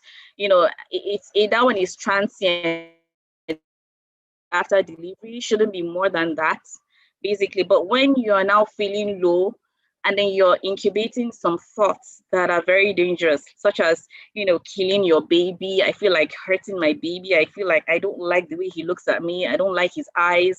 Trust me, these are things that are not abnormal. Sometimes, even I personally, when I first gave birth, I was like, why is this baby's eye so weird? Like, why is this strange? It's just staring back at me. You're so hormonal and everything is just overwhelming. So if you're harboring those kind of evil thoughts, like you're not happy with the baby, you want to hurt the baby, please take your wives back to the hospital. Women, please go back to, okay, the woman may not have a lot of insight at that moment. So whoever is around her, such as a husband or whoever, please take them back to the hospital. It may be postpartum depression, okay, and it's very dangerous. So heavy bleeding. Now I spoke about some postpartum bleeding that are normal, but when the bleeding becomes really heavy, I'm talking about your pad soaking within an hour. You just changed your pad and within an hour, it has completely soaked. And then it has sizable clots. I'm talking about clots as big as maybe like an egg, a small egg. You're seeing those kind of heavy clots. Please go back to the hospital. Okay, that's not supposed to be normal, especially like when it's in the acute phase, within 6 weeks, you're still seeing that kind of heavy bleeding with sizable clots. Please go back to the hospital, okay? And then if you're experiencing fever of any type, of any kind, just go back to the hospital so you can get checked. All right, so then the phase 2 of my presentation is on postpartum weight loss. This is a topic I'm passionate about. Anybody who knows me knows that. Okay, so I put some disclaimer that this is not discouraging body positivity. We know that there are different types of bodies. There are those that are slim. There are those who are, bold and beautiful. This is not saying you can't be bold and beautiful. Okay, what I'm just saying here is don't lose yourself. Don't be like, oh yeah, I've given birth, so I can look anyhow or can accommodate fats in any place. That's not what we're talking about here. So that's one. And then postpartum weight loss, I personally would encourage it after you're done with your exclusive breastfeeding, because from experience, I started earlier, but it wasn't really working out because I had to eat a lot to breastfeed my baby as well, because I was in exclusive for 6 months. So the moment you're able to give your baby substitute feeding, then you can now start, the weight loss journey. Like I said, it's for serious minded people. I'm talking about people that are ready to put in the work. I mean, a lot of people, we have different types of people. There are some people that are not concerned about our body, but this presentation is meant to change that, You should be concerned about the way your body looks, trust me. Because all those brothers, they'll be looking outside at girls in tight jeans and tank tops, they know what they are looking at. The most important thing is we can't change the fact that they'll be looking at these other girls outside, but you should also be confident in what your body looks like. You should be confident about your body. You should not lose yourself, okay? So know that, okay, whatever you look at, I know that I'm not bad myself. That's what we're talking about here, okay? And then the last part is that I'm not an expert in weight loss. However, I'm passionate about it. Anybody who knows me knows that. So I've done a lot of research and I'm working on it myself. And I'm achieving results. I just wanted to share, and I just want to encourage women, this attitude of just leaving yourself post-delivery and not wanting to do anything. I mean, please, let's change that. All right, so I'm starting with portion control. A lot of women know, I mean, it's about just training your mind, really. It's about training your mind. I'm sure you've all heard this: small, frequent, lean, high fiber meals. There are a lot of substitutes. A lot of people say you can lose weight with African meals right now. I don't know how that works. I am a foodie. I love food a lot. So if I'm going to be eating normal African foods, trust me, I cannot do portion control with that. So what I do is I just tend to substitute some of the meals with some of these highlights I have written. One, vegetables. I have a lot of vegetables right now, lettuce, broccoli. Just think about it. I had all of them in the fridge.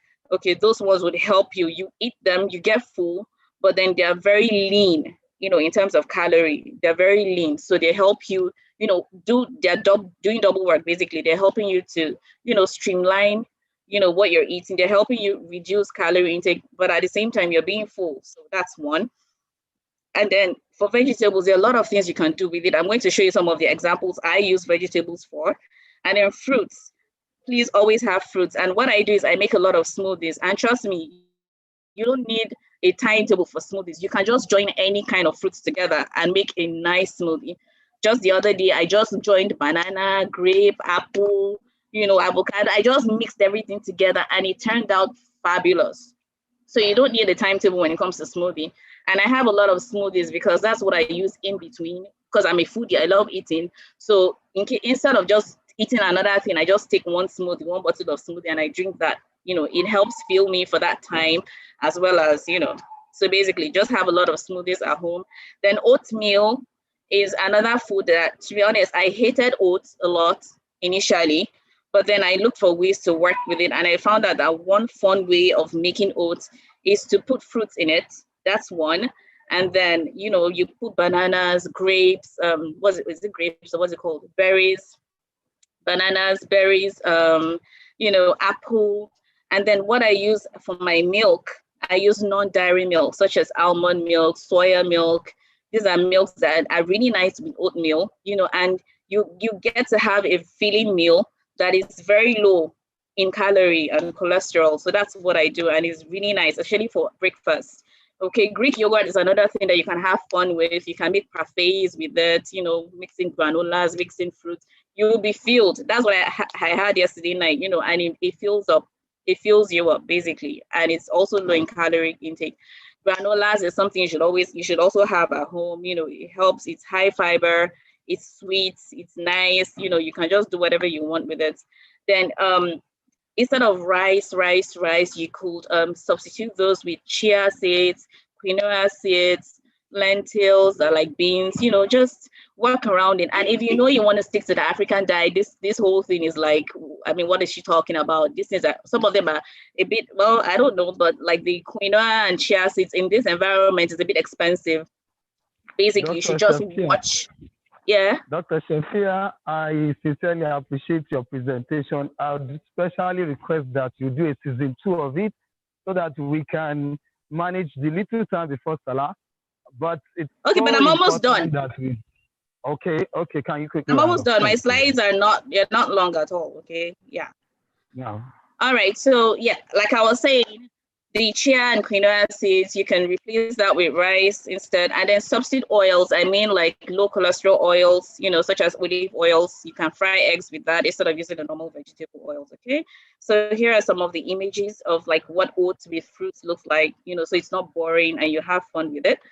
This is salad as well. I love salads, and they're very easy to make. Basically, these are like 5 minutes, 10-minute meals that would help you, lose weight. This is vegetable wrap. Instead of shawarma, you can just get the same bread for shawarma, like diced vegetables, mushrooms, chicken, have fun with it. And then you'll still be achieving your weight loss, dream. Then apart from the portion control, another aspect that I found really works is intermittent fasting. We have so many types of intermittent fasting, but I'm just going to hit the nail on two that I think is really, in this environment can really help you. The 16-8 method, you eat for 8 hours and fast for 16 hours. So a lot of people have found ways to make it easy. You can just eat from 9. You can eat around 9 or 10 a.m. in the morning, and then you stop at 6 p.m. in the evening. Make sure you don't eat past that till 9 or 10 a.m. the next morning. Trust me. Portion control without this as in mind training of not eating past a certain time at night is just, I don't know how that works, but ever since I started intermittent fasting of, stopping, make sure that you stop eating at 6 p.m. or something like that, and at least eating within the 8-hour frame has really, really boosted like the weight loss. So that's something that we should all work on. Then warrior diet is another part that I really like. That one involves just eating. You try and control what you eat during the day. You can eat like vegetables, fruits, till like dinner when you're ready to eat one whole meal. Okay, that's another method that is really effective if you're serious. Then spontaneous meal skipping, that one is just not having a pattern on your head. You just deliberately miss, some meals, whether breakfast, lunch, just continue like that, Then the 5-2 method is, it involves like eating for 5 days normally, and then fasting for 2 days. Well, this is something that a lot of Muslims, we do naturally with the voluntary fasting and everything. Then the eat, stop, eat is kind of like the 5-2 method as well. Okay, so intermittent fasting, I just need to emphasize that it helps a lot, okay? And then exercise is the last part of the weight loss, trio. What this does is it tones your body. I know a lot of people are lazy with exercise, but trust me, it's not about just losing it's about having firm body. You want to have firm abs, you want to have firm back, chest, arms, you want everything to be toned, okay? And then exercise is what does it for you. So there's this particular lady online, she's called Pamela Rafe. She has like these 5 minutes, 10 minutes workouts indoors. You don't need equipment and everything. You should check her out, Pamela Rafe. Okay, she's really good and her exercises are really effective. So this is, I know that there are a lot of, I think from the what's it called? From the statistics I'm seeing here, there are a lot of male to female participants. I think so. A lot of men are just like, I'm sure you guys are smirking right now, but this lecture is not for you. We know you. This lecture is for females. Yeah, you guys can smirk. You guys can smirk all you want. Okay, we know you. You guys will go outside and be looking at other things. Please, females, do not lose yourself. Okay, you guys, please. This lecture is for you. Okay, and husbands, please help your wife to achieve that body. The body you like looking outside. Help her achieve it. So please share this slide with her or whatever. Okay. So please, everybody, love your body and teach your mind to respect it.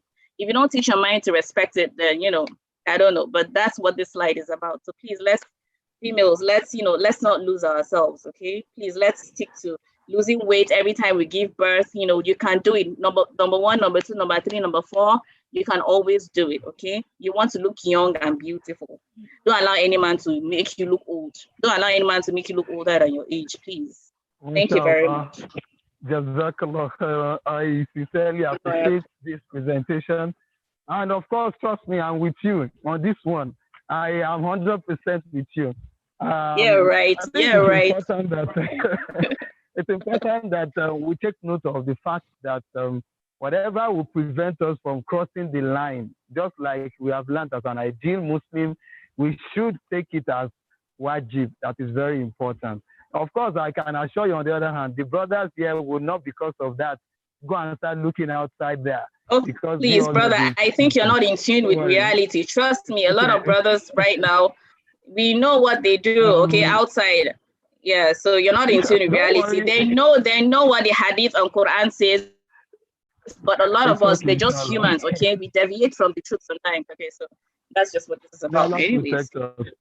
I mean. Because of course the time is fast spent, and this segment we still have 2 or 3 segment items before we round it off. Dr. Engineer Ibrahim is waiting. We are at the edge. If you could help us manage the time the more, and then we'll wrap up with a short slide and then the vote of thanks, so that we can also go and do our salam. May Allah accept it and make it easy. So inshallah, bismillah, my brother. Assalamu alaikum wa rahmatullahi wa barakatuh. Yeah. Wa alaikum salam wa rahmatullahi wa barakatuh. Yes, I need to share my screen. I think I need to be allowed.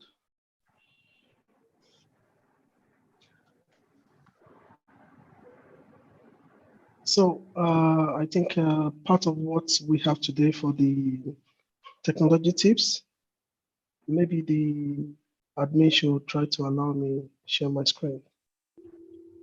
Dr. Shafiat, can you stop sharing your screen? Okay, sorry, I'm gonna put it up now, please. Sorry.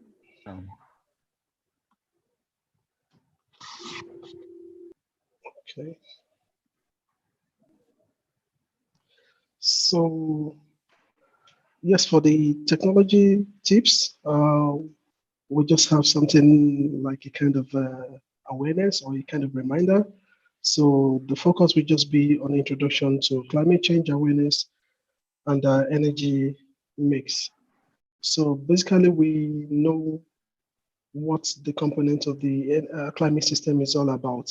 So looking at the component of the atmosphere, that of the ocean, that of the biosphere, as well as the cryosphere and the land. So when we say climate system, it's a complete system of all these components.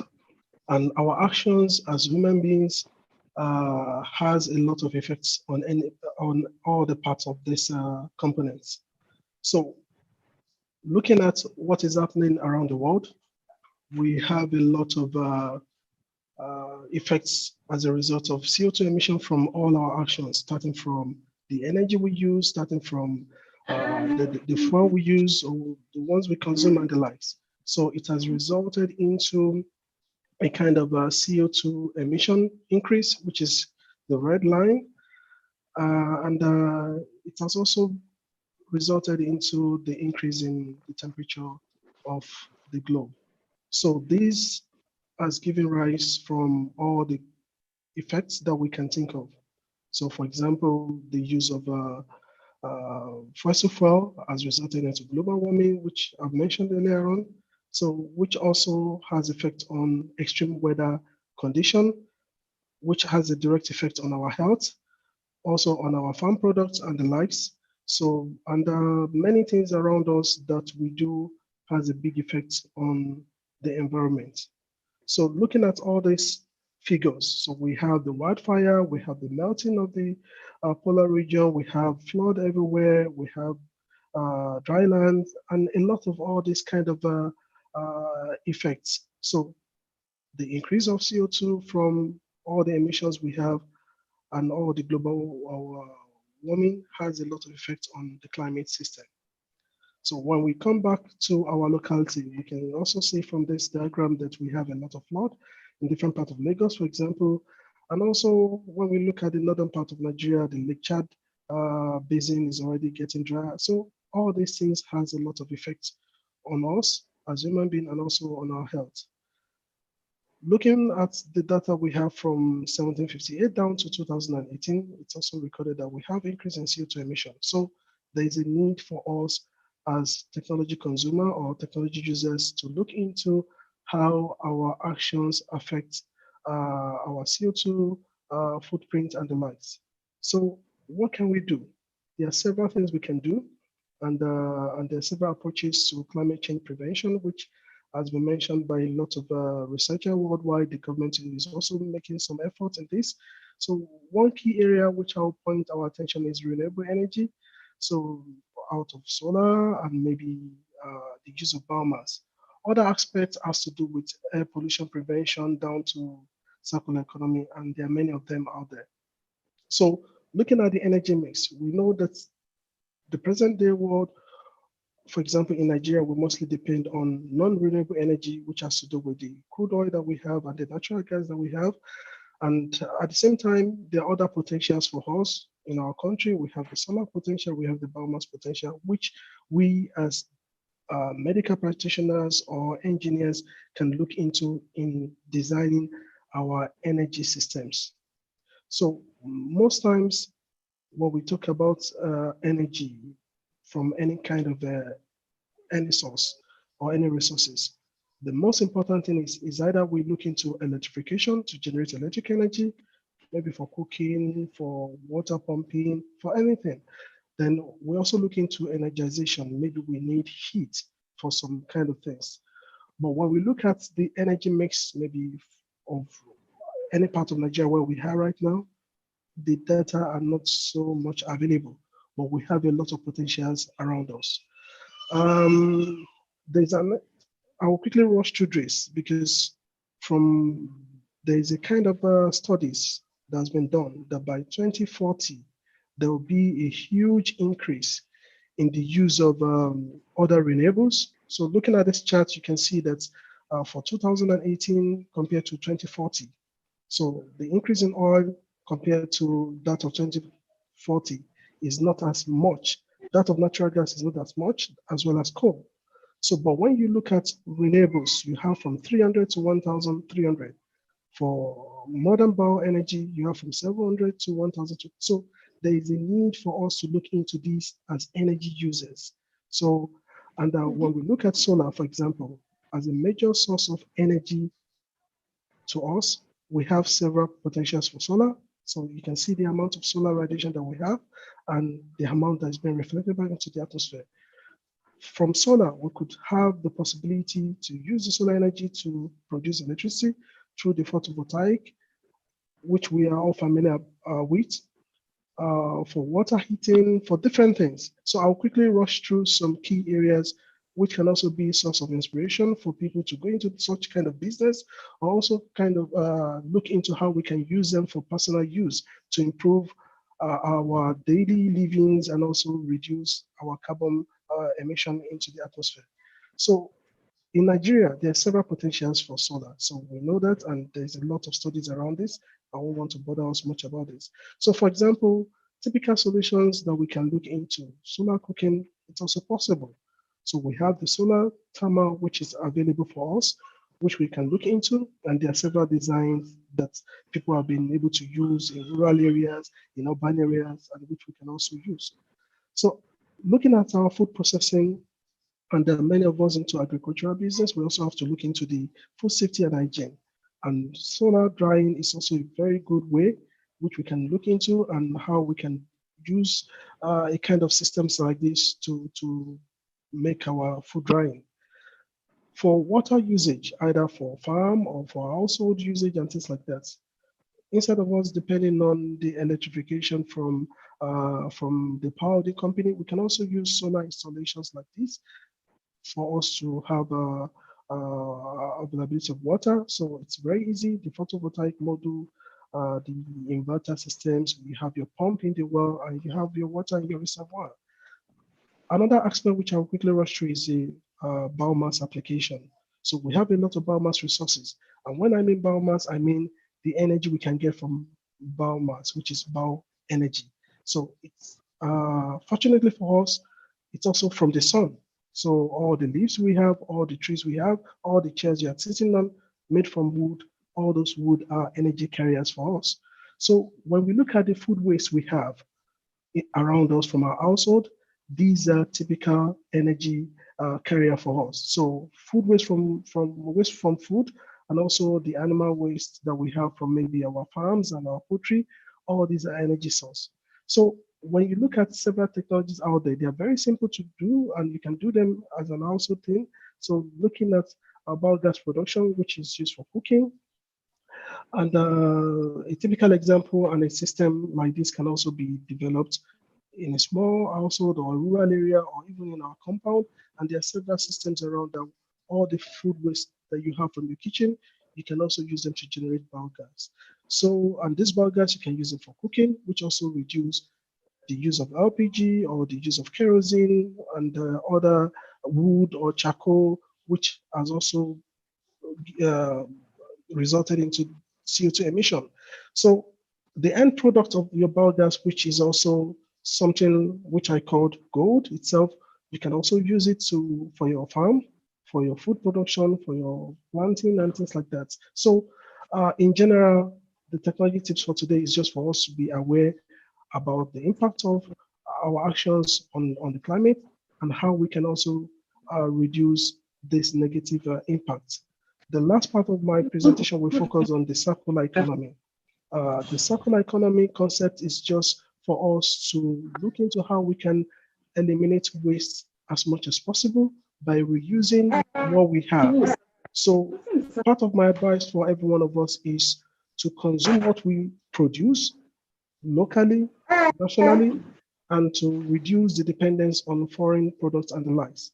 At the same time, when we mean circular economy, so the concept of circular economy is for us to have the reuse of materials, both resource materials or energy resource material or material resources for whatever production. So we should avoid wastage as much as possible. And the concept provides us with a kind of limited residual waste. So like I've explained, from the aspect of the solar thermal energy, as well as the biomass energy or the bioenergy, if we can shift the use of our energy into this, we have access to clean electricity, which is possible for us to generate electric energy, clean energy for our cooking, and also we can also have a good fertilizer for whatever thing we want to do in our farmland. So, well, this is just what will be able to share with us, and I pray that we get to understand all this better, and also our actions should also be well in place to avoid negative impacts on our environment and the atmosphere. Assalamu alaikum wa rahmatullahi wa barakatuh. Wa alaikum salam wa rahmatullahi wa barakatuh. Jazakallah khairan for that excellent presentation. We appreciate Dr. Shafiat Lastisti and Dr. Engineer Ibrahim Murtala for those beautiful presentations. Of course, it's our responsibility to save the world. At this point, I'll call on the coordinator of LMN, LASU College of Medicine, Muslim Alana, and or at the same time, the coordinator, chairman of LASU Mega, to give us some round of words for this segment of this program. I'd like to check whoever is okay. We have engineer Abdigeni Jawando online is with us. If you are there, can we have the floor? Or if, on the other hand, we have Dr. Ismail Kamaldin. I think I can see both of us. I'll call on Dr. Kamal to first of all give us his words. Bismillah. Can you unmute your mic?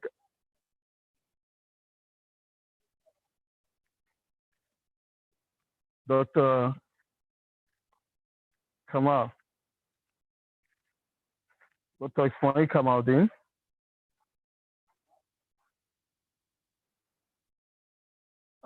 Can you hear me?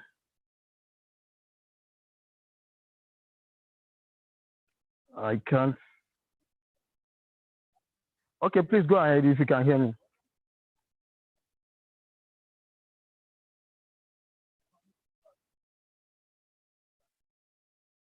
You can unmute your mic and you have the floor.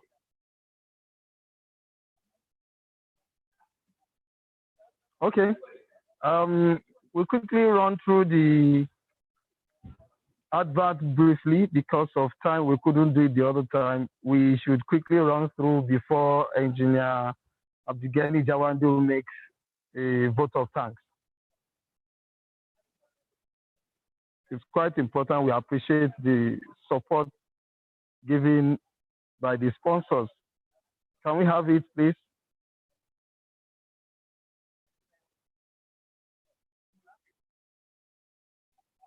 Well, if it's not set, if it is not available right now, then we maybe some others in the next series will take the advert.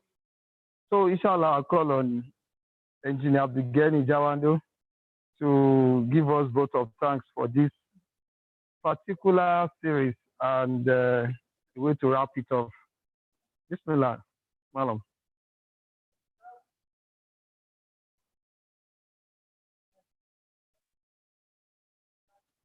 Engineer Abdulgani, okay, is no longer online with us. Do we have any representative to do that?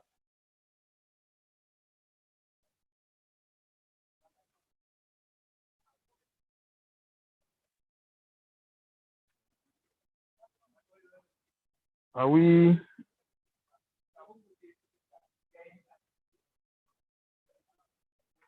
Do we have any representative to stand in for Engineer Abdulgani to give us the vote of thanks? Assalamu alaikum wa rahmatullahi wa barakatuh. Naam, wa alaikum salam wa rahmatullahi wa barakatuh. I'm Dr. Adekiton Kayaditari on behalf of the Lagos State University Engineering Muslim Association and Lagos State University College of Medicine Muslim alumni. We want to appreciate our Sheikh and all our participants and our chairman for today, mostly for the fact that he also donated to this program. We are very Wa alaikum salam wa rahmatullahi wa barakatuh. Allah subhanahu wa ta'ala accept it from us as an act of ibadah. Assalamu alaikum wa rahmatullahi wa barakatuh.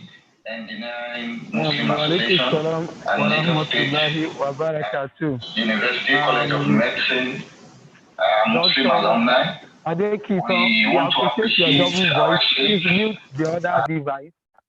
But to wrap it up, it's been wonderful. It's been so inspiring and at the same time, high level of enlightenment. We pray to Allah subhanahu wa ta'ala to spare our life to witness much more of it subsequently.